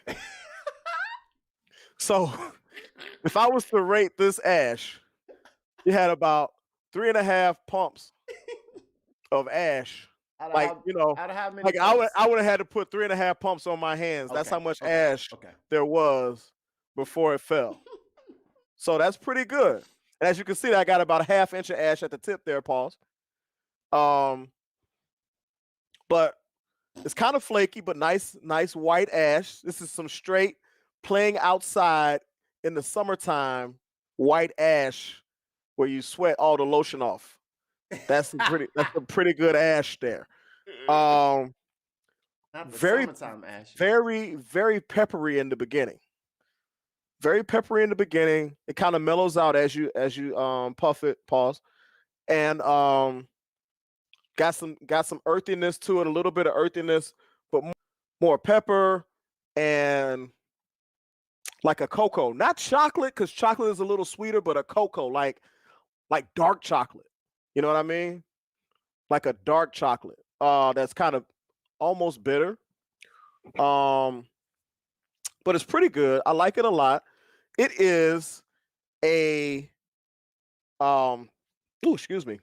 The wrapper is a Pennsylvania broadleaf Maduro. So it's actually an American seed wrapper. Okay. And the fillers are Dominican. Oh, I'm sorry. God damn it. I'm sorry. The fillers are from República Dominicana. Yes. Dominican filler mixed with a Sumatran binder. Okay. A little bit of sweetness, especially when I pair it with the wine that I'm drinking. Drinking wine today because I had my panky up. You know, I had to get the wine out.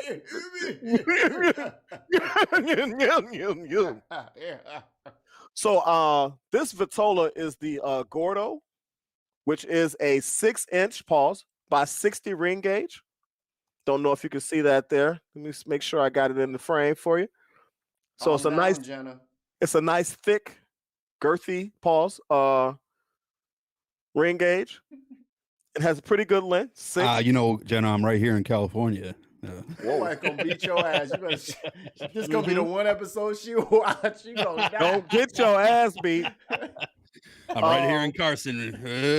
Don't do it. Don't. Hey, Dutch, you about to get canceled soon.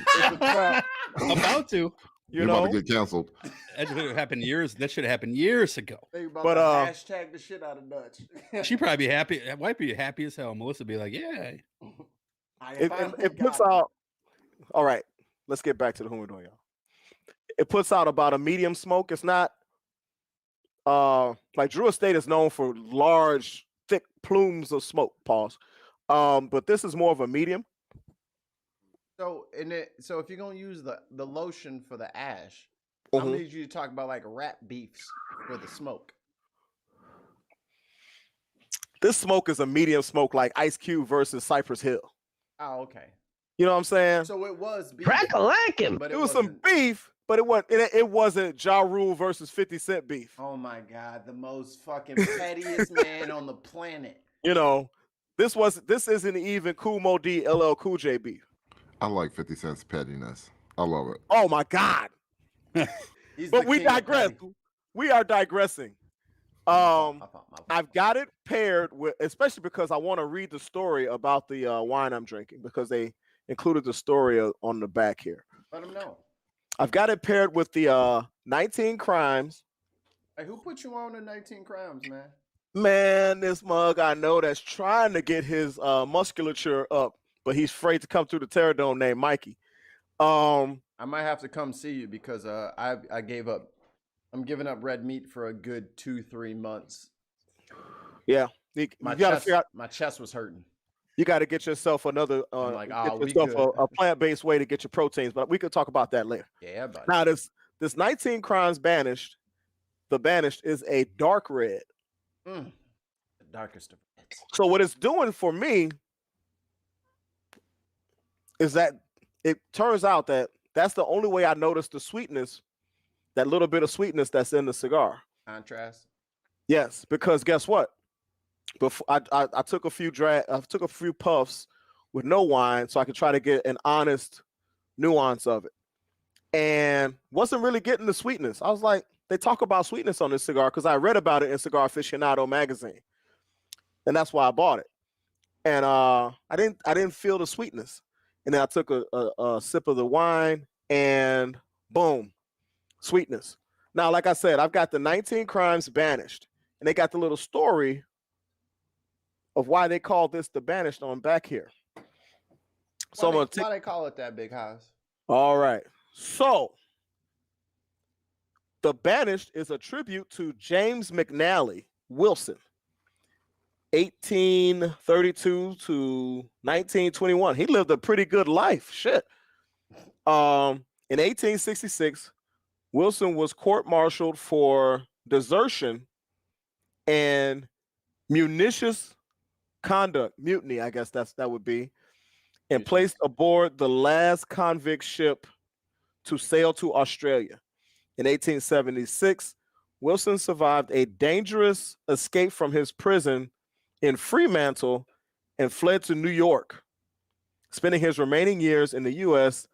to learn more about this. Oh, he spent his remaining years in the U.S. And then they talk about, you can go to the website and learn more about his story. So my man got loose on him. He said, you know, how you swim all the way to New York is what I want. My man broke loose. He was on that first freighter. He had fucking bales of hay rolled up on top of him. Like, yo, I'm out this bitch. Now, wait, in an interesting twist, look at this. The smoke upgraded his beef. It must have heard me talking about it. Oh, see. Oh, shit. So now we up to like, what we at now? This is like a Killer Mike Outcast. I didn't even know they had beef, so that would be a low smoke to me. Yeah. Killer Mike had beef with Andre. Oh no, 3000. It was Andre. How you have beef with Andre 3000? That dude seems like the coolest dude ever. Because Andre got up and left. Oh, he went solo? Yeah, he quit. This is more like an Eminem versus Cannabis and LL Cool J. Okay. Because that was some beef. I don't know if y'all heard Second Round Knockout, but that was some beef. But anyway, on the leaf scale, I'll do that first, and I'll tell you a price point. On the leaf scale, based on mics, 5 mics being the best, I give this maybe a 4.47. Oh, that's not bad. It's pretty good, but you know, okay. And my thing is this: it would rate higher if not for the price point. Okay, what's the price point? You've been burying the lead this whole time. How much is homie?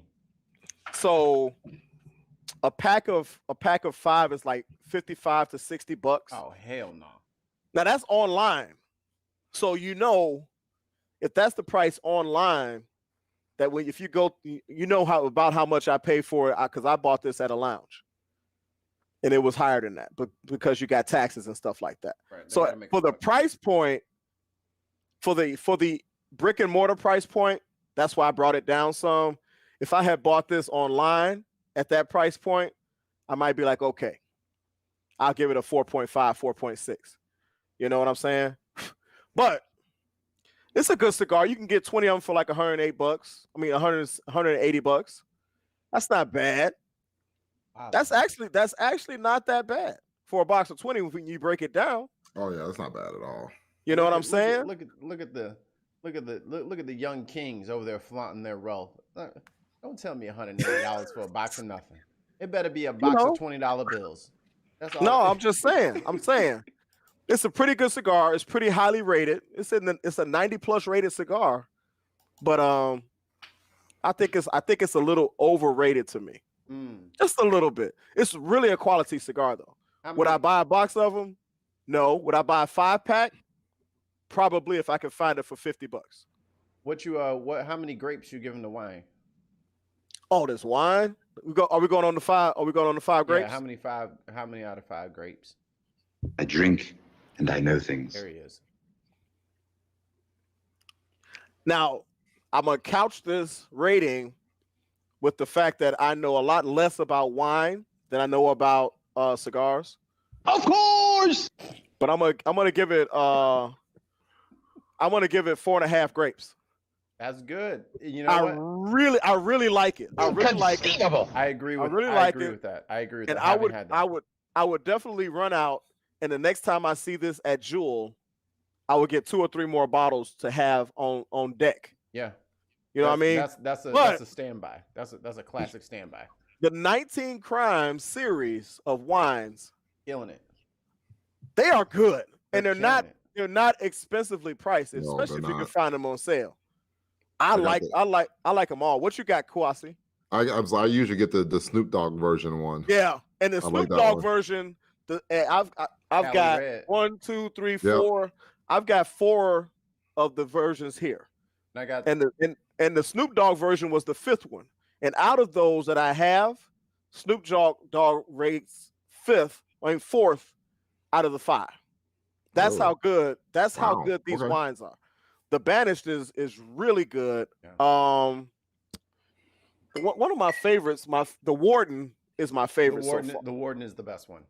The Warden is the my best one. favorite. Oh my God, it's so good. It's the best one. So And the Shiraz is number 2 for me. Yeah, Dutch, you drink wine? We finna get you on this 19 Crimes tip, homie. pause. Nope. Melissa's been trying to get me to do it a little bit here and there. I will not I this will drink weekend.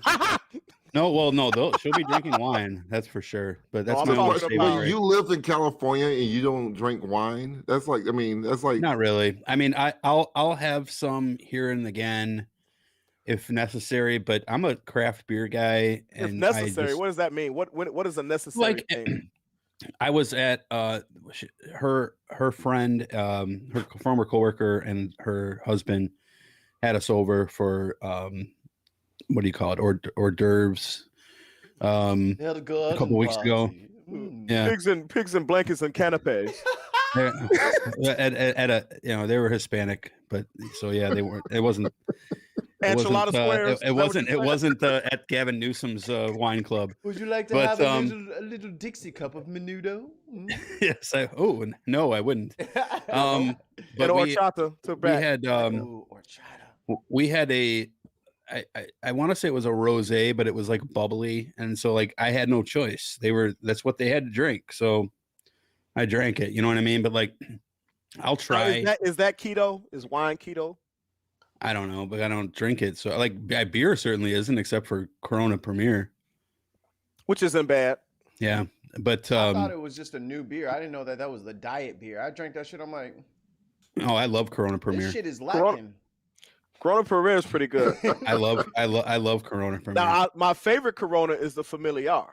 Oh, that's It my comes shit. in it comes in the Familiar brown is good. bottle. Yeah, The brown familiar is bottle. good. And the Familiar is Modelo Negra is good too. Mhm. Modelo is my shit. All right, shout out to Anderson Paak. Heard you and Bruno's new classic. Oh my God! We got to get a music segment back in here. I Silk- know you're trying to do Silk this. Sonic. That No, you know what? I'm thinking. We went an hour and 10 minutes on Second Amendment. So yeah. let's just keep it with that for this could be the dig on no. gun control.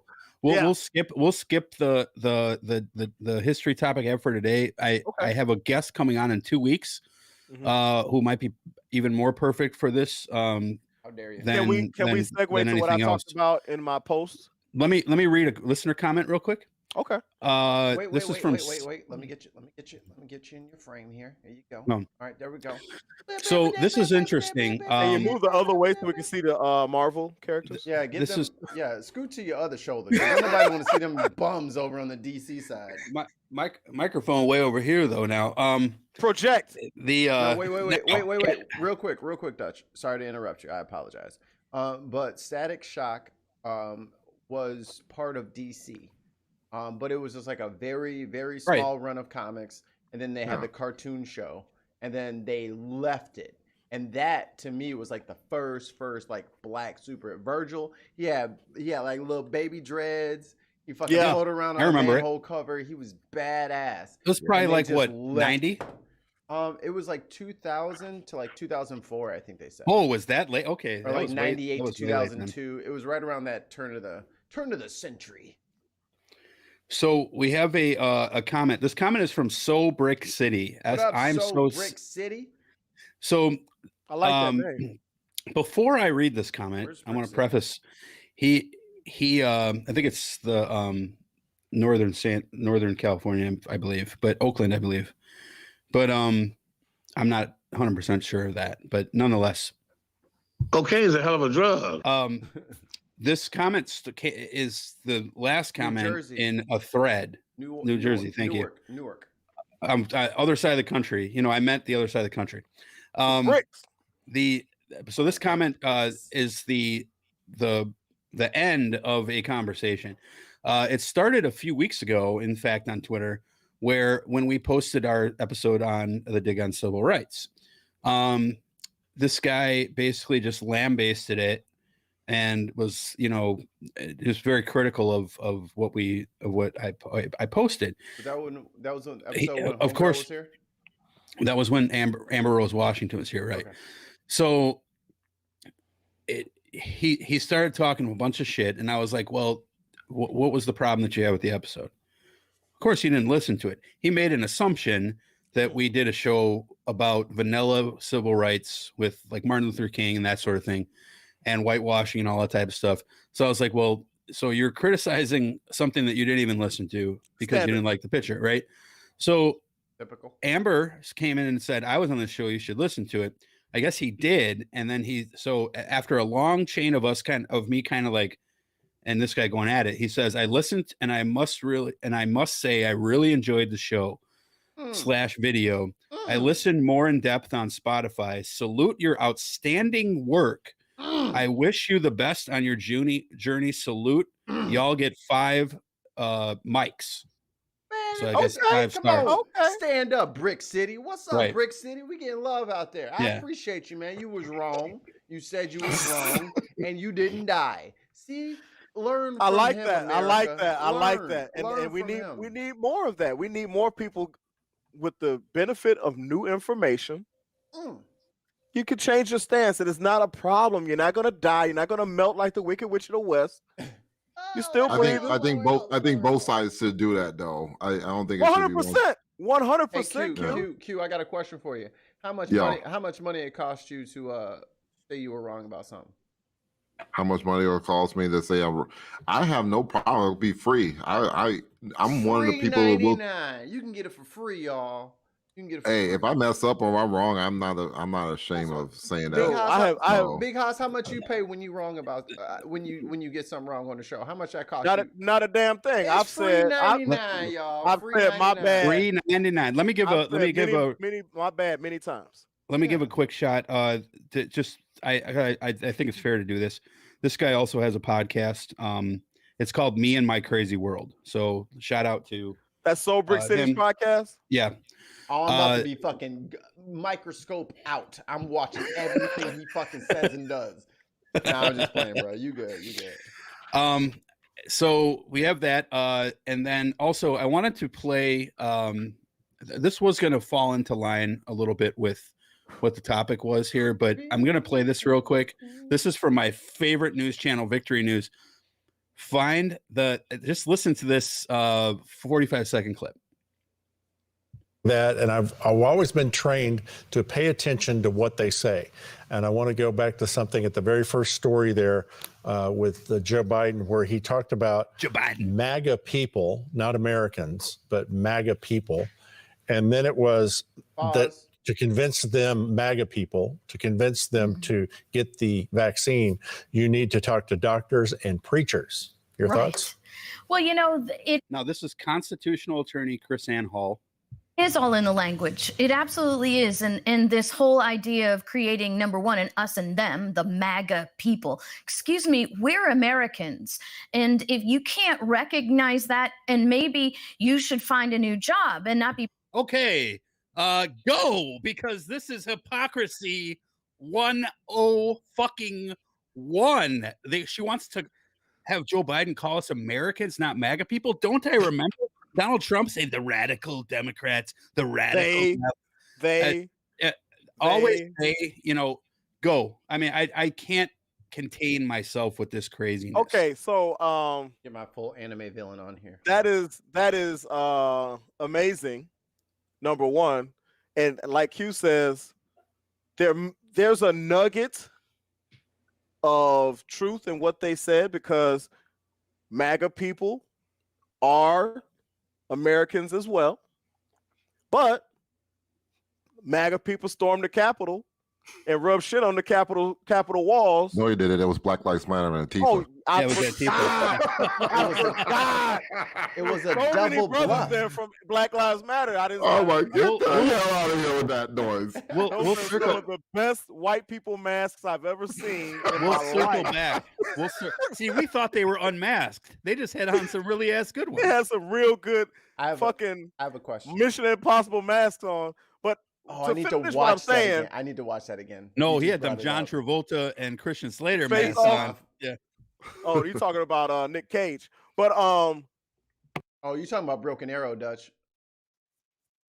Yeah, I switched Broken Arrow with Face Off, but yeah, it's you're okay. right. It's all right. Wrong But Travolta movie. here's what I'm saying is that technically there's a nugget of truth, but then they took it there because they willingly separated themselves from other Americans by subverting democracy.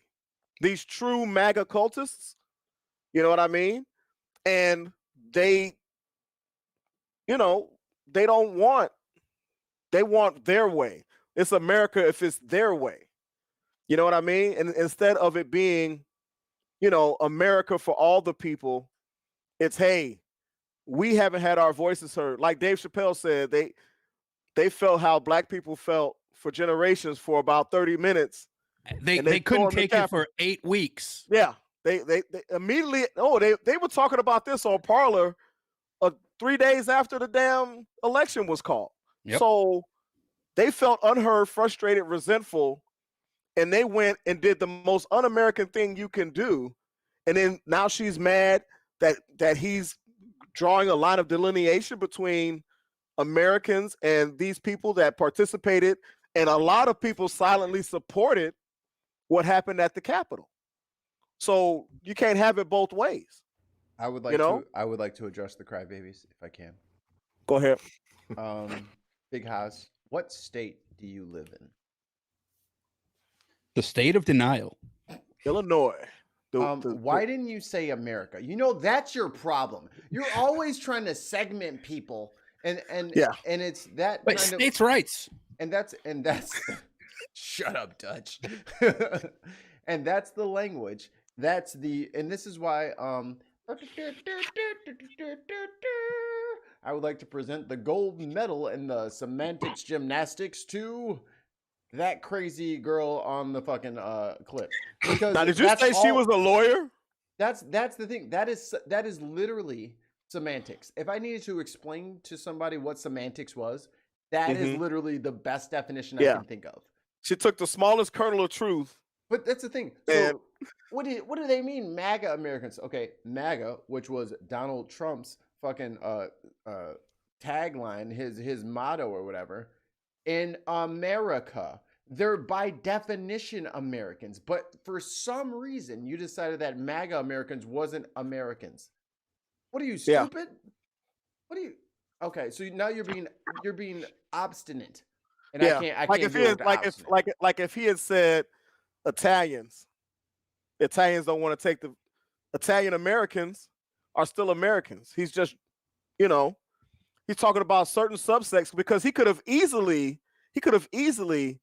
said we got to talk to people in the black community, black Americans. Are you saying the black community is not in the country? What are you, stupid? Right. Do you not have a map? No, but a lot of black people have a deep distrust of vaccines and doctors and the medical industry. You mean the government? That too. Yes. That's it. That's what root cause. We don't trust the government. Yeah. The problem is that these people, MAGA, put themselves into their own group. Yeah. That's the difference here. Wait. I just realized something. We just stepped over the biggest fucking she said. What's MAGA stand for? Make America. Get the fuck out of here. And you talk about they not Americans. I was thinking that. I was waiting for one of you guys to say something. I was throwing you a oop, Q. I was throwing you a oop. Yo, that's off the backboard and one I am a guest to your show. It's just so amazing. It's just so amazing to me though that like she says, remember how she ended the statement? Maybe he should find a new job. Yeah. No, play it again. I've moved on to the next video, but the point is she expects Joe Biden. Now I will say Biden ran on unity and Trump didn't, so there's a difference there. But she said, "Find a new job if you can't realize that we're Americans."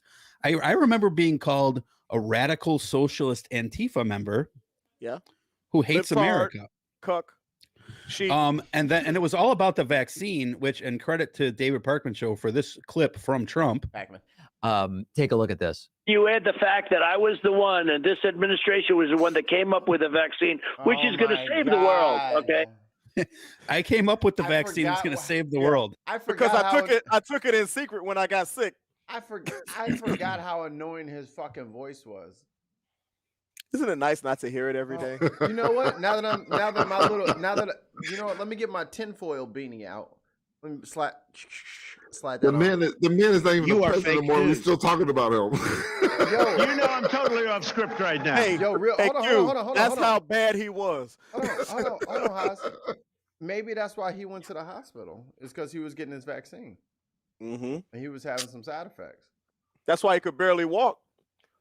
He got that fucking that 36-hour shut your ass down shot. He got that Moderna. Don't do that conspiracy theory stuff, man. That's what they do. That's what I'm just saying. I mean, that's the QAnon stuff. That's that QAnon stuff. No, but he did say he got vaccinated. He said he got vaccinated. That's what I'm saying. So he ain't worn a mask but it's a hoax. Since that day. He was but like, it's a hoax. I got my fucking shit off of me. He took that shit off immediately. That's my guess. At least he wasn't a hypocrite like John Kerry riding on a plane without a mask the other day, though. So he's gonna get lit up. John Kerry made a big fucking boo-boo there. And then also real quick, I'm just gonna say this. We haven't talked about this yet. It's probably time for Cuomo to fucking go. There is reports of more women who are coming out with this, according to Politico, harassment allegations, according to the accuser's attorney, saying that other women who have reached out to her, this woman, Deborah Katz, who represents Charlotte Bennett, one of the accused. And is it just me, or does Cuomo look exactly like fucking Vince McMahon? every time that I see Como, I think it's Vince McMahon. You waiting for the big boss man to come and hit him on the back with a chair? No, I'm waiting for him to do that scene. Remember where he was interviewing a new for a new intern, and Stacy Keibler came out and danced on the chair, and he was like, "Oh, you're gonna give it to me real good, raw." Oh my god! But we like was some Como, trash bags back then. We was some straight up trash bags. We love that shit.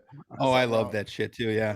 But the thing with Como though, you know, look, I have my share of skeletons. Everybody does, but you're the governor of New York. You're supposed to be this beacon for the liberal part, the liberals in this country and the people. And you called out Trump on this. You called out what's his face, other guy, the billionaire from New York, Bloomberg. Yeah. Thank you, Jesus Christ. And you know, it's sexual misconduct is sexual misconduct. Franken was kicked out of office for really nothing. Yeah, and he left because he knew that was the right thing to do. He didn't put up no fight. He said, "You know what? Was it though? Well, was it?" These motherfuckers on the other side. Hang on. And I'm gonna cut off Dutch here and finish his thought. It is important for leaders to know that they are not the only people capable of doing the job. Just because you're the leader now doesn't mean you are the most qualified, best person in the history of Earth to run that office at that time. There's tons of young people who are super politically motivated, who are ready to take over your position. You got some impropriety, it pops up. Well, you had your time. It's time to go. Yeah. Sorry. But the biggest thing with him is a lot of his impropriety was during his tenure. You know what I mean? Like if he did if one of these things is true, he needs to go. You know, because he was the governor.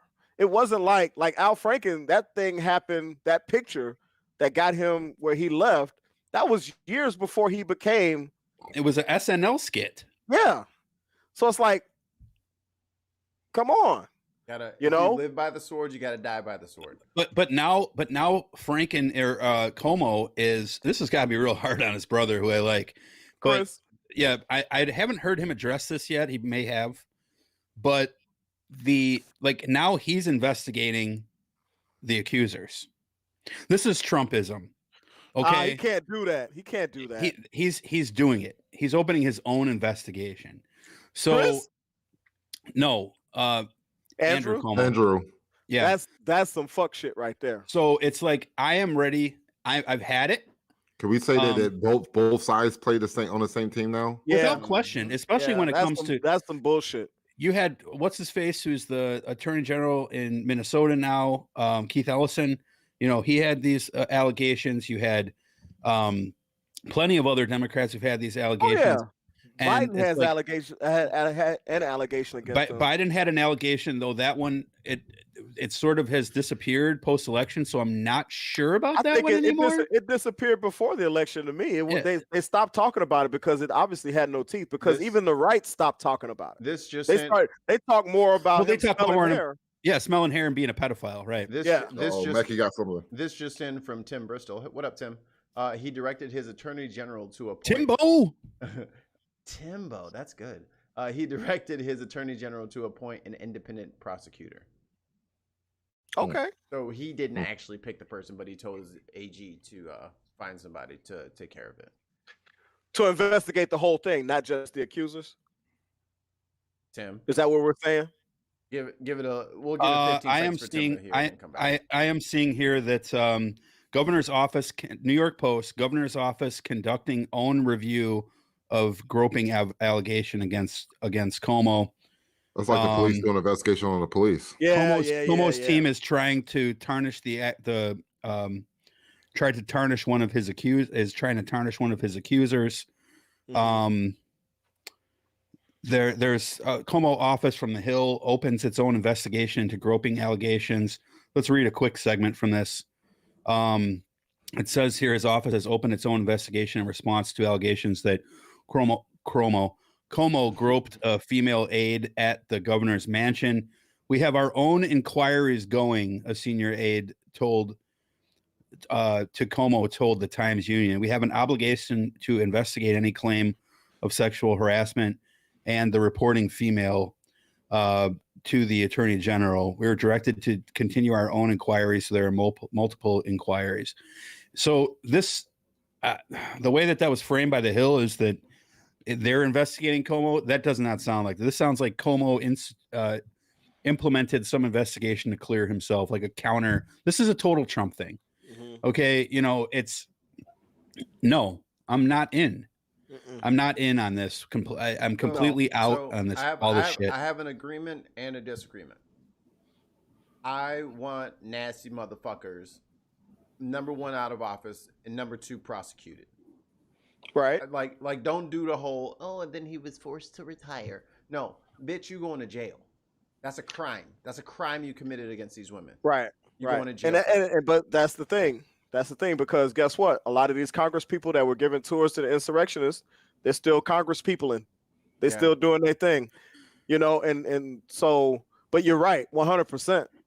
But unfortunately, a lot of this stuff doesn't constitute a actual crime as far as what is prosecutable. Sexual assault. But that has to be that has to be unwanted physical contact. Yes, but that has to be proven in court, though. But isn't aiding an insurrection also a crime? Of course. Yeah, but that's what I'm saying. Of course. I'm just saying you're not going to get what you want there. That's not going to happen. He's not going to get found guilty. Which sucks. So this is where I draw the line. If someone cheats on their wife with a mistress, I don't think that should be grounds to put them out of office. I agree with you. I don't think. But if you are, sorry, John Edwards, if you're accused of sexual misconduct in the form of you have sexually assaulted somebody, not only are you gone, but we're prosecuting you. You're not I can't just walk up into the local Walgreens and go up to a girl in aisle 7, just get all handsy on her, and then walk out and everything's cool. That's real specific. Who did you see in aisle 7? Man, I'm about to say though, but the thing is, if they were working together, if you, Mikey, if you were working at Walmart and you went up to the random, you're the manager. You're the manager at Walmart, and you would that manager be prosecuted, or would they just get fired? It should be. And that's the thing. And that's the thing, because companies or government entities want to save face and they don't want the embarrassment, they will just have the person resign. Just like the cops have been doing with fucking shitty cops, is that the cops resign or they retire. And then they go to another department. Or they get transferred, or just like the Catholic priest thing. Whenever there's impropriety, everyone wants to not look like they did something wrong, and they want to make it seem like the problem has been dealt with and we had no part in that. That is just this one person. Well, if somebody does something, if I'm running Walmart, I have my own Walmart store. If one of my workers sexually assaults another worker, I'm calling the cops. You're going to jail. That's what happens to normal people. You go to jail. You don't get for sexual harassment or sexual assault. You said assault, which is okay. Sexual assault is a crime, though. Yeah, sexual harassment is it? Yeah. Harassment. I mean, I guess it depends on the channel on which we go through. Yeah, harassment's that's a civil crime. Yeah, it's a civil crime, but assault is a crime. If he groped somebody, that is assault. That is unwanted physical contact and a sexual nature. No, you're done, dude. That's it. You need to be locked up. I mean, whatever the court decides how long that is, that's up to the court to decide. I'm not that guy. But just like I want people gone for shit that they did bad. Not moved, not transferred, not conducting their own investigations. You're out of here. You're out of here. And at the same time, to protect people who didn't actually do something, I need everyone to report everything as crimes. Crimes need to be reported. Period. And I'm not victim blaming here, but I need everyone, with all of the women and all the vulnerable people in their lives, you need to empower them to go after monsters. Let them know that they are not by themselves. They have a whole team behind them, and you can get them the fuck out of there. Don't you worry about your little job. We'll get you another job. But that motherfucker did something that was inappropriate. He don't get to get away with that shit. And criminal. He don't get to get away with that shit. So I'm advocating but I'm also saying let's prosecute things that are prosecutable, and that's the best way that we can advocate and protect the most vulnerable in our society. This gets rid of the. Well, remember we talked about over the summer, Haas, ending the qualified immunity. Qualified immunity, yeah. This falls in the line. Yeah. So, like, Trump was talking about over the summer, was talking about we are nation of laws, law and order, nation of laws, and I'm like, well, if we are nation of laws, and law and order and all that stuff, nobody's above law. Like, there should be a qualified immunity. Like, nobody's above the law. Like, if you're the president of the United States, you break the same law I break, you should get right. Be held accountable the same way I've been getting held accountable. And that's actual equality. That's actual justice. And it scares a lot of people because they know the good old boy network will protect them. Nah, fuck all that shit. You do the crime, you do the time, period. Because y'all been doing that shit to us for fucking centuries. We ain't been able to get away with shit. And now I'm supposed to just like, well, let's well, what about OJ? Let's launch an investigation and blah blah. Nah, man, we ain't doing no investigation. What you did? Nah, come on, sit in this jailhouse. We'll get you. Let's launch an investigation and find out if a crime was actually committed, and if so, we prosecute it. Yeah, and we don't just say because of this crime that you committed, we believe you did it. But do you not understand? Like, did he sexual assault somebody? Did he rape somebody? He's accused of groping a woman. Okay. So you touch a woman's boob. Okay. That's sexual assault. If you go up her skirt, one of them was touching the woman's shoulders. I'm not sure, and that one was on video. But again, though, so I'm not sure that one is going to stick. But I don't know if that's sexual assault. That could be construed as assault, especially if it's unwanted. Well, here's the thing: don't touch nobody. Why you touch? Right. Everybody stop touching each other. You don't need to touch nobody. There's a difference between. I agree with that, right? And I'm not saying that I've never like put my hand on the small of a girl's back before, because look, when you're at the club, that's what you did. You walked up to a girl, you put your hand on her waist, and if she pushed the booty towards you, it was okay. And if she walked away, it wasn't. It was pretty much open. But if you didn't do the touch, then you didn't know. Now, again, I'm 19, 20 at the time. Maybe I was wrong for that. But you better get canceled. In the workplace, that's supposed to be out of here. Well, cancel from what? So in the work, HR calling. Right? In the workplace, though, it's a completely different thing. Right. Yeah. Like Melissa's in HR, and I won't say what company she was at, but when she had a guy where a guy touched another guy and put his hand like on his arm like this and said, and like grabbed his arm just like this, trying to get his attention because they were arguing about something. He didn't feel like the guy was listening to him. So he just grabbed his arm like that for 2 seconds and then ended up getting fired. Didn't get arrested. Right. That's because the guy didn't press charges, though. Right. That's probably so, but I'm not sure that that's crazy. How that far that would have gone though, anyway, right? But the thing is like you can't do that shit in the workplace. You like if you, I think it's okay to tap someone. I'm not saying that you can't like, hey, can you help me out with this real quick? That sort of thing. That part is fine. Or saying, hey, if you say good job to your coworker, you pat him on the shoulder, that sort of thing. I think that there is things that are that person likes you or not. If that person doesn't like you, but they're the gatekeeper of what is okay and not okay. I agree with that. Dutch, I've met Dutch for the first time. Big old bear hug. What's up, you little ugly ass motherfucker? What's up? Yeah, just that whole thing. Now he could have been like, "Oh, why are you putting your hands all over me?" Right. If I read that situation wrong, I'm in the wrong. There's no, let me just, no, because I could have just said hello, and that would have been the end of it. Well, it was COVID. We probably should have done that. We were sitting there with no mask on and shit like that. We were horrible. So let me flip this. Yeah. Let me flip around. Hey, on camera too. Have there been moments? I mean, I know for myself that a woman sexually assaulted a guy, and I know for a fact it happened. Yeah. It happened to me. Yep. TJ used to have that happen to him. He talked about it on air. Oh, I've had my butt grabbed. I don't know how many times in the club. I mean, this is supposed to be like. I mean, that's for men. That's like we need to. it's a badge of honor, unfortunately. I don't know if it's a badge of honor. I don't know. I don't want somebody just was grabbing my ass. I mean, I did. my thing is, like the last girl who did it. I was overseas, and I'm like, I mean, I probably got like 150 pounds on her, and like, who am I gonna go run into the commander and say, hey, this girl just groped me? Like, he's gonna be looking at me like all crazy. Like, because, and that's the thing is, like, we need to. I mean, there are some powerful women out there right now who should be getting their same thing as Chromo, and he should be getting. He should be run through the ringer right now. Yep. But there are some powerful women in this country right now who's doing the same thing he's doing. Oh, we all saw Disclosure. We all saw Disclosure with Demi Moore.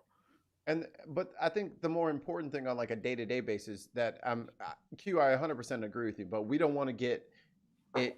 I don't want anybody to miss. Oh no, I know what you're saying. Get it twisted. I'll get you. You got 150 pounds on her, so if she was like, and then I will have Q, it's like Q gonna look at you like, yeah, if you don't get your little 2 drops in a fucking Dixie cup the fuck away from me, you is not about to do shit, and you have a way of stopping her. But if it's me and a 17-year-old girl who works underneath me at my job, it's weird and it's different. And thank you for clarifying that the 17-year-old underneath you is at your job. Well, I don't need to do anything. I shouldn't have to do anything. I should be just go report it and let the company, or in this case the military, do something about it. I just chose not to do it because I know how it'll look. Because of our man card. But it's like I think that we have to be careful though, because like, again, I think if you touch someone and they're uncomfortable with it and they tell you not to, then I'm not saying I don't think you should be arrested for touching someone. But if you touch someone after they tell you not to touch you, then that's a completely different thing. And there's this thing with these politicians, and they all do it, where like, especially when they meet kids or young, teen girls, and sometimes even like teenage boys, they'll put their hand on their shoulder. Wow, what a fine young man you are. That sort of thing. They just like, they're all handsy with them, right? Like Trump did it too. He did it with that little Hispanic girl where he did it with that little black girl. He wrapped his arm around her and kissed her on the cheek while she was like screaming. Nobody says a word. Ronald Reagan has pictures of him doing this. Clinton, obviously, like every day. It was like a Tuesday for Clinton. But I think that as long as I think that we have to be respectful of people's space. Yes. But I think also people have to be respectful of the fact that, to drawing a line between inappropriate and innocent, you know what I mean? And it's like innocent can become inappropriate once you're told that the person takes it that way, or if you just continue to do it. Like if I go up to a female coworker and I need her attention and she's on the phone and we have a meeting or something in 5 minutes, and I put my hand on her arm and say, hey, we have a meeting.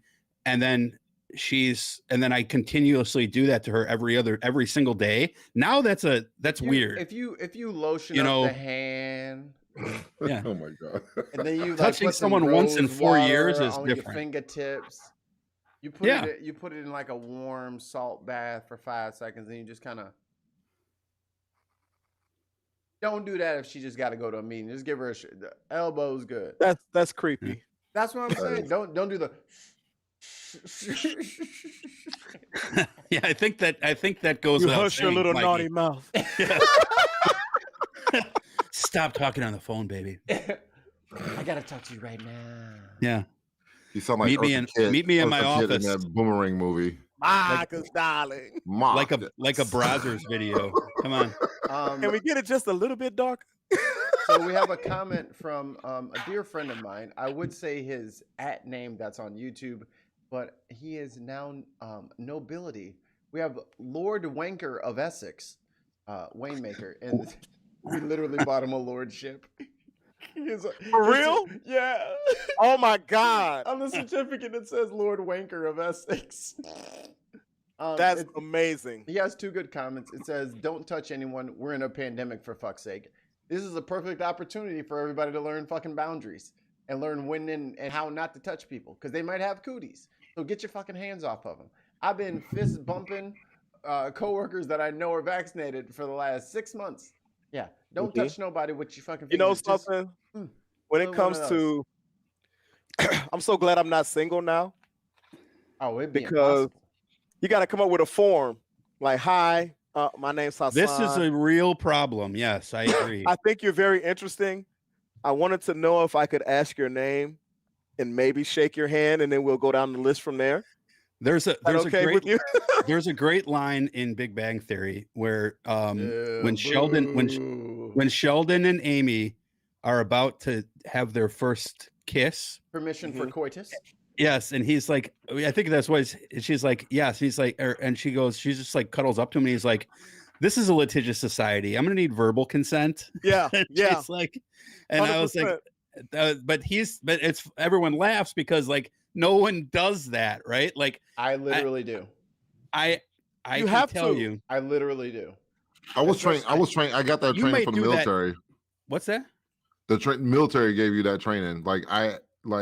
It was crazy though. Like in the middle of my career, I will come home from doing military stuff, and I had to ask my wife for permission. She's looking at me all crazy, like, "Why are you asking for permission to kiss me? Just kiss me, boy. Like, what's wrong with you?" I was like, "But that's how I was ingrained in you."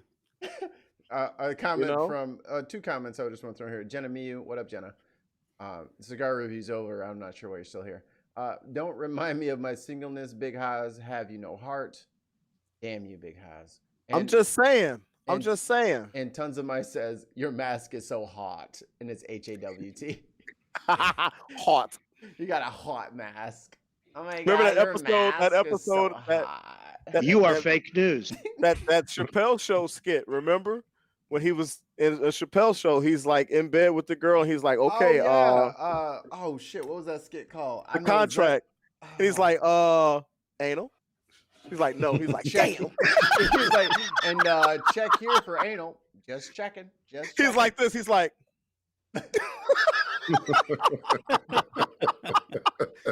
But I feel like that's how it is for single people now. You know, it's like, like when especially for guys, it just makes it even harder for guys because the love contract. Yeah, the first date I had with my wife, she came up to me and like halfway through the date, she just kissed me. She couldn't help herself, huh, Dutch? How can't look at that? She's only look at that. Look at those eyes, man. See, he's drawn. Hey, man. Hold on. Some women like a long ass back. Oh, look at them pearly blues. Hey, Hoss, you just don't go bald, man. Don't shave your head. Hey, you know. Yo, I've been noticing some hairs. I feel assaulted right now, Dutch. I feel assaulted right now. I've been noticing some hairs not. Oh, jeez. I've been noticing some hairs not reporting to duty. I'm like, oh shit, is this gonna be a thing? I can't. Are you growing a moonroof? Nah, it's in the front. That's why I call it. When I've got the convertible. The like right here is just like 40%, and everything else is 100. I'm about to rock that T-top till the fucking wheels fall off. I ain't cutting shit. My hair is way too long to be. You gonna have a Stevie Wonder back here? You gonna have a Stevie Wonder braids? Look, if it's good enough for Stevie, goddamn it, it's good enough for me. That's Coolio. I think if Stevie could, Julio Jones. No, Coolio. Oh my God. He's got literally 2 like sprigs hanging out of the hat now. Like a dying aloe. All right, guys. So I guess like grew in the hood. It's time to roll up out of this villa, but I do want to know from Q. Q, how are things on 4chan? 4chan? What are you talking about? You are Q, aren't you? Yeah. What are you talking about? He's not getting the joke. I'm not. QAnon. You are Q, the actual Q. If I was the you're flying around with Trump. Man, if I was the actual Q, what's QAnon the next guy, man, that'd be office, oh my man? God, man. This guy is, I mean, whoever this person is a genius because they got these people, these MAGA folks. They got these MAGA folks like what happened to March 4th? I actually think QAnon. We know I actually think QAnon is actually a woman. That's what I think. Yo, you know something? Only a woman could come up with some of the conspiracies because I've had women Tell us why. Bury yourself here. Go right ahead. No. Drop the shovel. I've had women come up with ways that I could have been unfaithful. And I'm like, wait a minute. It takes me this long. I'm like, what are you talking about? You know what I'm saying? It's crazy. Like you could have stopped at the gas station and da-da-da. I'm like, wait a minute. I think you just told a completely different story than the one you were about to tell. Hey, I lost my internet connection for a second there, guys. I don't know what happened. But yeah, with Q, you're not fooling anybody. We know it's you. You know it's you. Flying around with Trump. So just tell us, when is the new date? Yeah, I have no clue. I'm sitting back in the couch and see what the next one is going to come out. You know what the funny thing about it is? I have some people that I follow who I'm friends with on social media, and they were huge supporters of QAnon. And then I had one person, or two of them, actually came out and say, "Look, this is nuts. Like, I can't believe I'm following this person. We're not going to do this no more." I did have one person that I'm like really good friends with, and this person just went in the deep end, and I don't know where they at right now. So because I haven't seen them posted for a while, but they're on the new parlor. The funny thing about it is I wasn't even thinking about it till like a couple of weeks ago that, hey, this person could have been part of that QAnon nonsense. So because they were just, the post they were making was just not making any sense. It wasn't coherent or nothing. It was just random stuff, some QAnon like type stuff, and like it didn't even make sense. 2 + 2 is not 5. It's like, and this was what they were trying to sell us.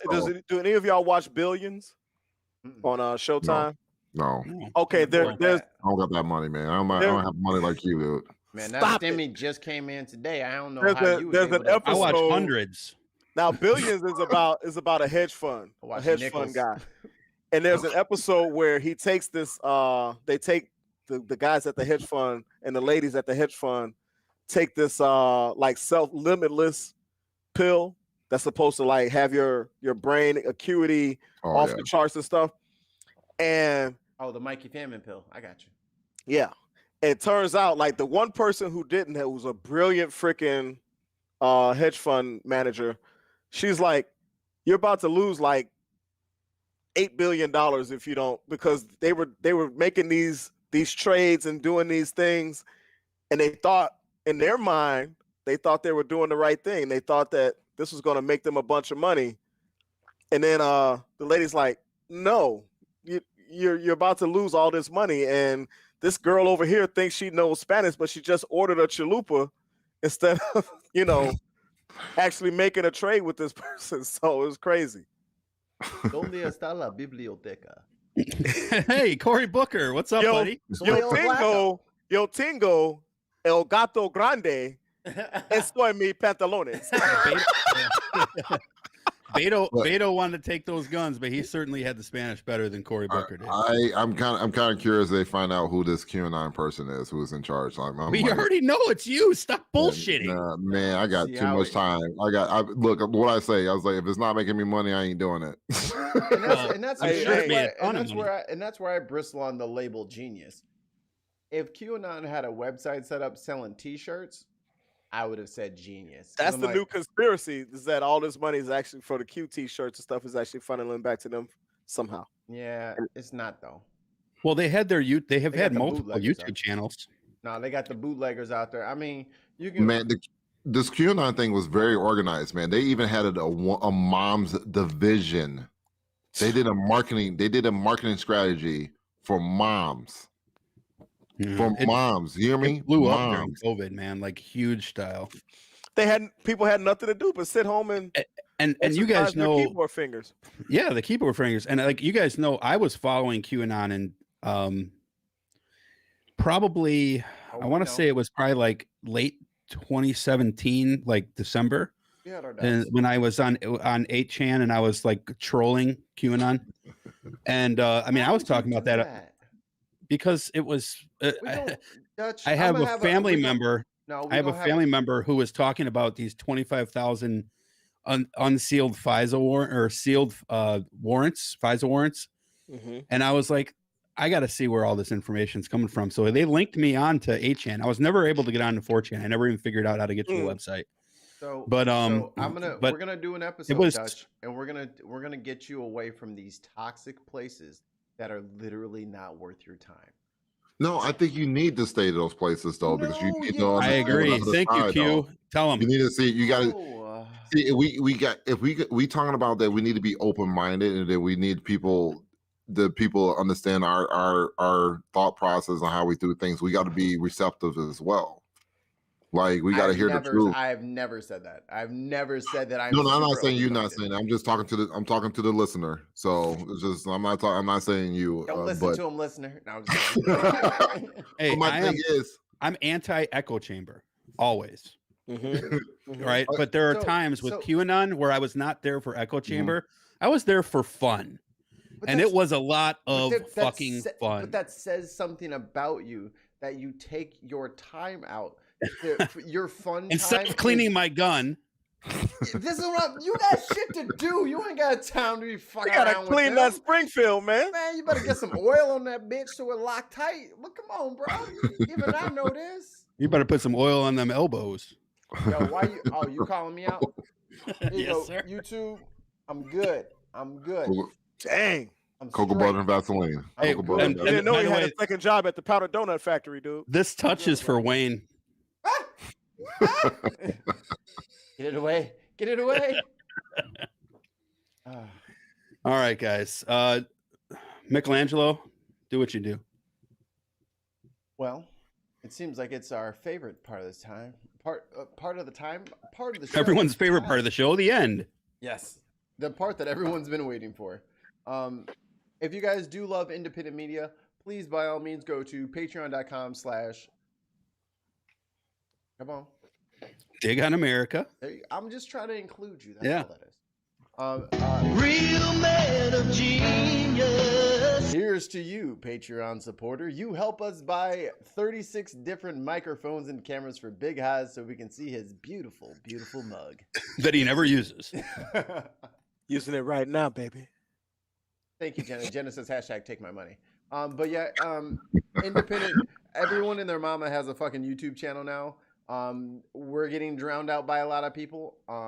One way that you can help support us directly is by going to Patreon. And once we get to that $100 goal, we will be giving a third of all of our profits, whatever that might be, to charity. And I think who's on the list, guys? We got Wounded Warriors, Doctors Without Borders, and then Autism Speaks. Autism Speaks. So the money's going to be going to good and QAnon. Not QAnon. And George Soros. Hey, can we send we'll even send a one-time donation to 761st Gun Club. Can we do that? That'll work too. Yeah. Oh, okay. I think we should have. I think when we have our hangout, I'm gonna bring some cameras and a laptop, and then we can have like a group stream session. We'll talk after this. And okay. Question for you, y'all people's social media, so y'all can get the stream going and all that shit. I wonder, are there any QAnon recovery groups that we might be able to donate to as well? Oh my God. No, they good. They'll be all right. Fuck them cultists. Hey, can we say one thing? Did Stacey Dash say that she wants to go back and date black men again? Yes. No. Even better. We didn't talk about that. Even more betterer. Did you see that homegirl fucking Candace Owens tried to say that thank you to my hype man Cardi B? Cardi B lost her shit on Twitter. Cardi B was like, bitch, I'm your mother, not your motherfucker. I was like, oh. Candace Owens she control people, man. I give her that. Stacey Dash trying to get back to the picnic is funny as shit. I just love watching it. I still love Stacey. Stacey Dash is so damn beautiful. But you know something? Dutch? There's a line, and no matter how beautiful you are, there's certain things that you do that just immediately just turn off the beauty for me. And it's like, I can't do it. It's like Stacey could throw the panties at me and I'd be like, you a dumbass. Nah, hey, you know what we didn't do? Stacey can still get it from me. Oh, we didn't do. And we'll use Stacey Dash. She can still we didn't do Prank one, prank one, marry one, snap one for Q. Okay. Okay. So sorry, here we back go. in the hot seat. Okay. I What's will the three come up options with, again?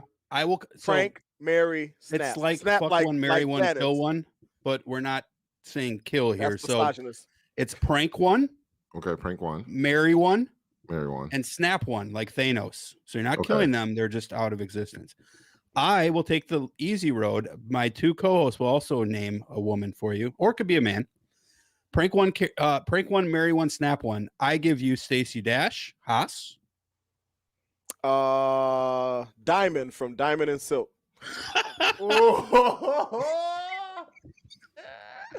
And I'm gonna go with Candace Owens. The trifecta, and she's pregnant.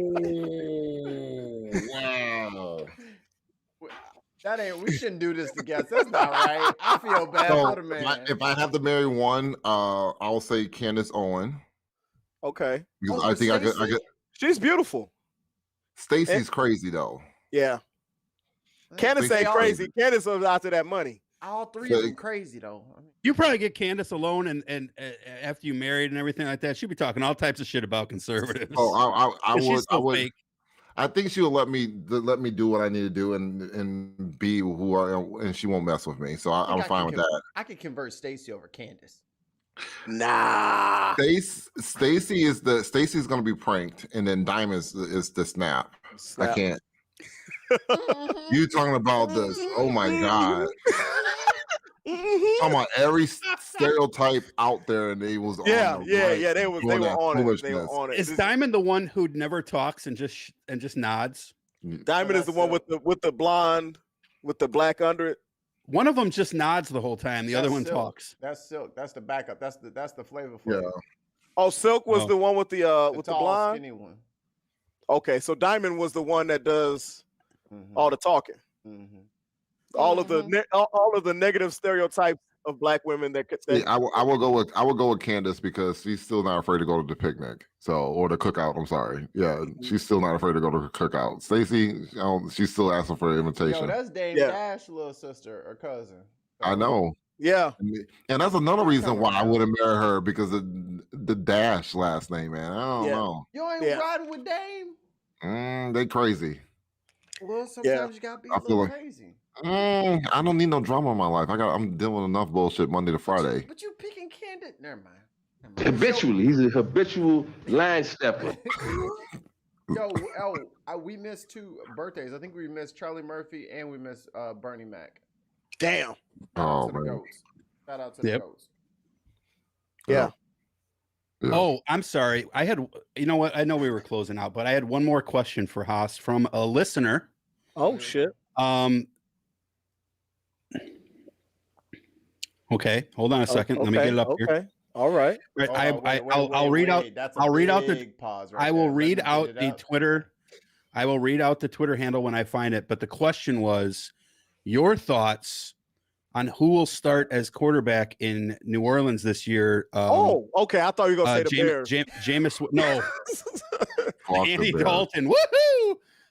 Apparently they tried to get Russell Wilson, but I don't know if I'm going to give credit because then the next day they said, "Oh, we just going to marry Andy Dalton for a year."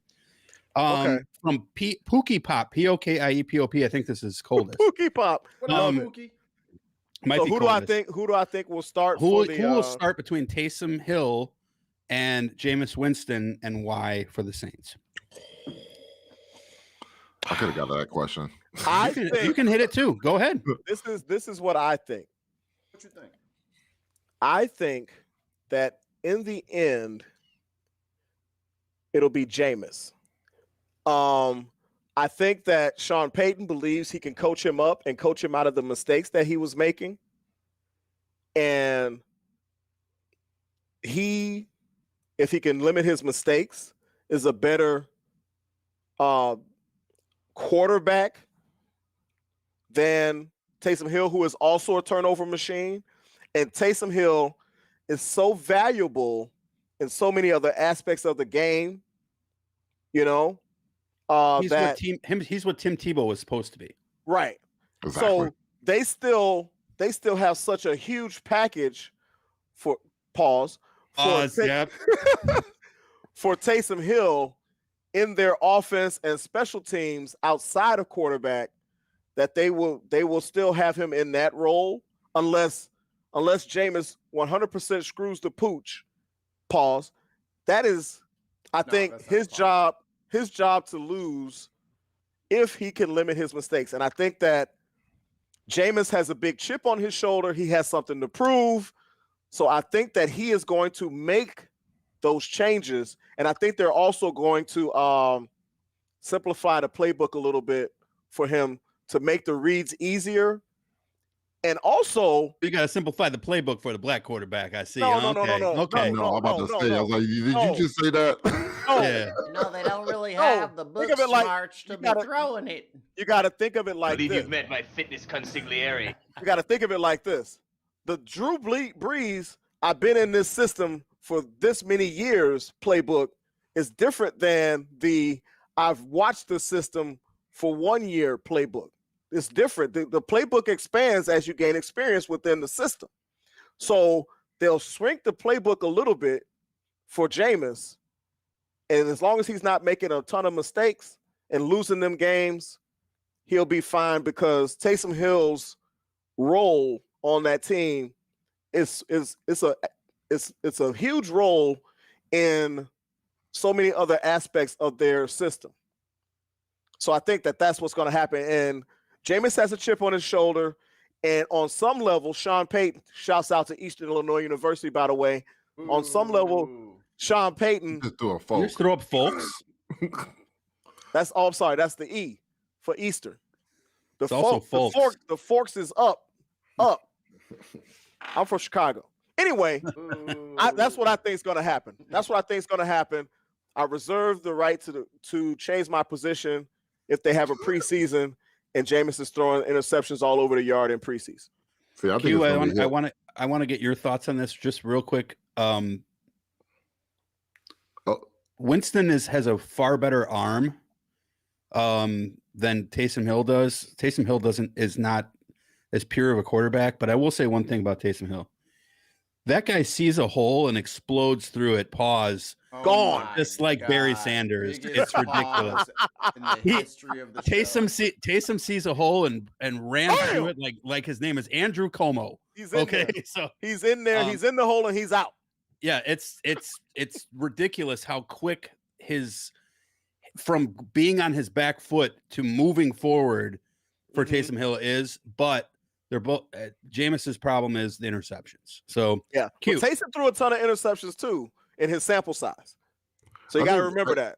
I think this is Hill's job. I think this is going to be his job. I mean, I think the Saints knew that Brees is about on his way out, and then when Brees had his injury during the season, they put Hill in. I think he did. He won the games. He did what he needed to do. I mean, even though he got those picks, but I mean, he still came out winning. So I think it's Hill's job until he loses it. I mean, he knows the system. He's in the system already. So I think that the playbook will shrink because a lot of that plays is for him playing wide receiver, or also you got an automatic wildcat option right there anytime they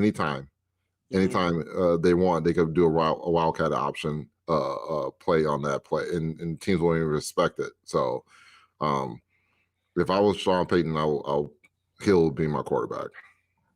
Hill's been in the system longer, but he hasn't been in the quarterback part of the system as long. So I don't know. Yeah, he was a tight end. Kaepernick, who will he sign with? Nobody. He's done. He's an activist now. He's off doing the work of the people. Yeah. Which is fine. I'm kind of glad he didn't go back to the NFL because I knew the NFL was doing it for. I know the NFL was doing that just to show face, but you know something too.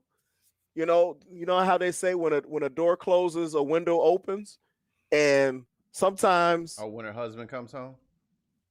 That too, but I think of it like this: he was led and pushed into his true calling. I think. So I think that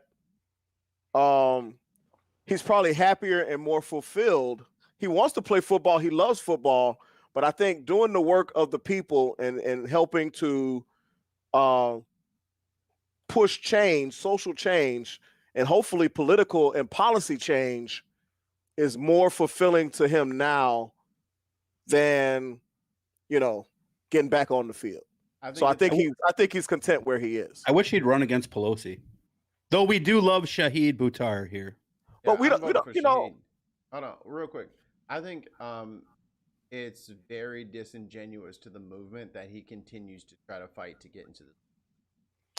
But how is he continuing to fight to get in the league? What has he said to get into the league? He has offered workouts for every single team under the sun. When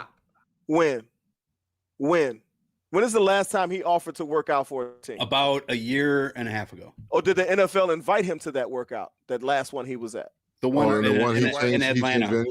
So why is he going? The NFL offered because he still loves football. Oh, but this was what? This was a year. Or do you love football? Like, this is some real talk shit. I think stop playing games. This was a PR move from both sides. This was a PR move. Like, NFL needed to do this straight face, and then but he hasn't played that game. Face too. I mean, he had to save face as well. So I mean, I think because if they offer to have teams come and see him work out, and he turns it down, then it's he never wanted to play anyway. Mm-hmm. So he's kind of between a rock and a hard place too there.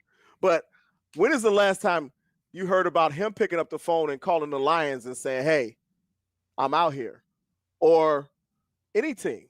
You haven't heard that. I'm waiting for Andrew Luck to come back. Something, when his body heals up, if he still got the itch, he might do that. Yeah. I'm over a grunt. I'm over football because Kaepernick exposed a lot of flaws in the system, much like COVID exposed a lot of flaws in the American system. And I'm sick of both of them. So fuck the NFL and fuck America. I'm on my way out. Sweden, work up a bed for me. No. Yeah. So we'll don't do that because our ancestors, our DNA is in this ground. We built this country. Yeah.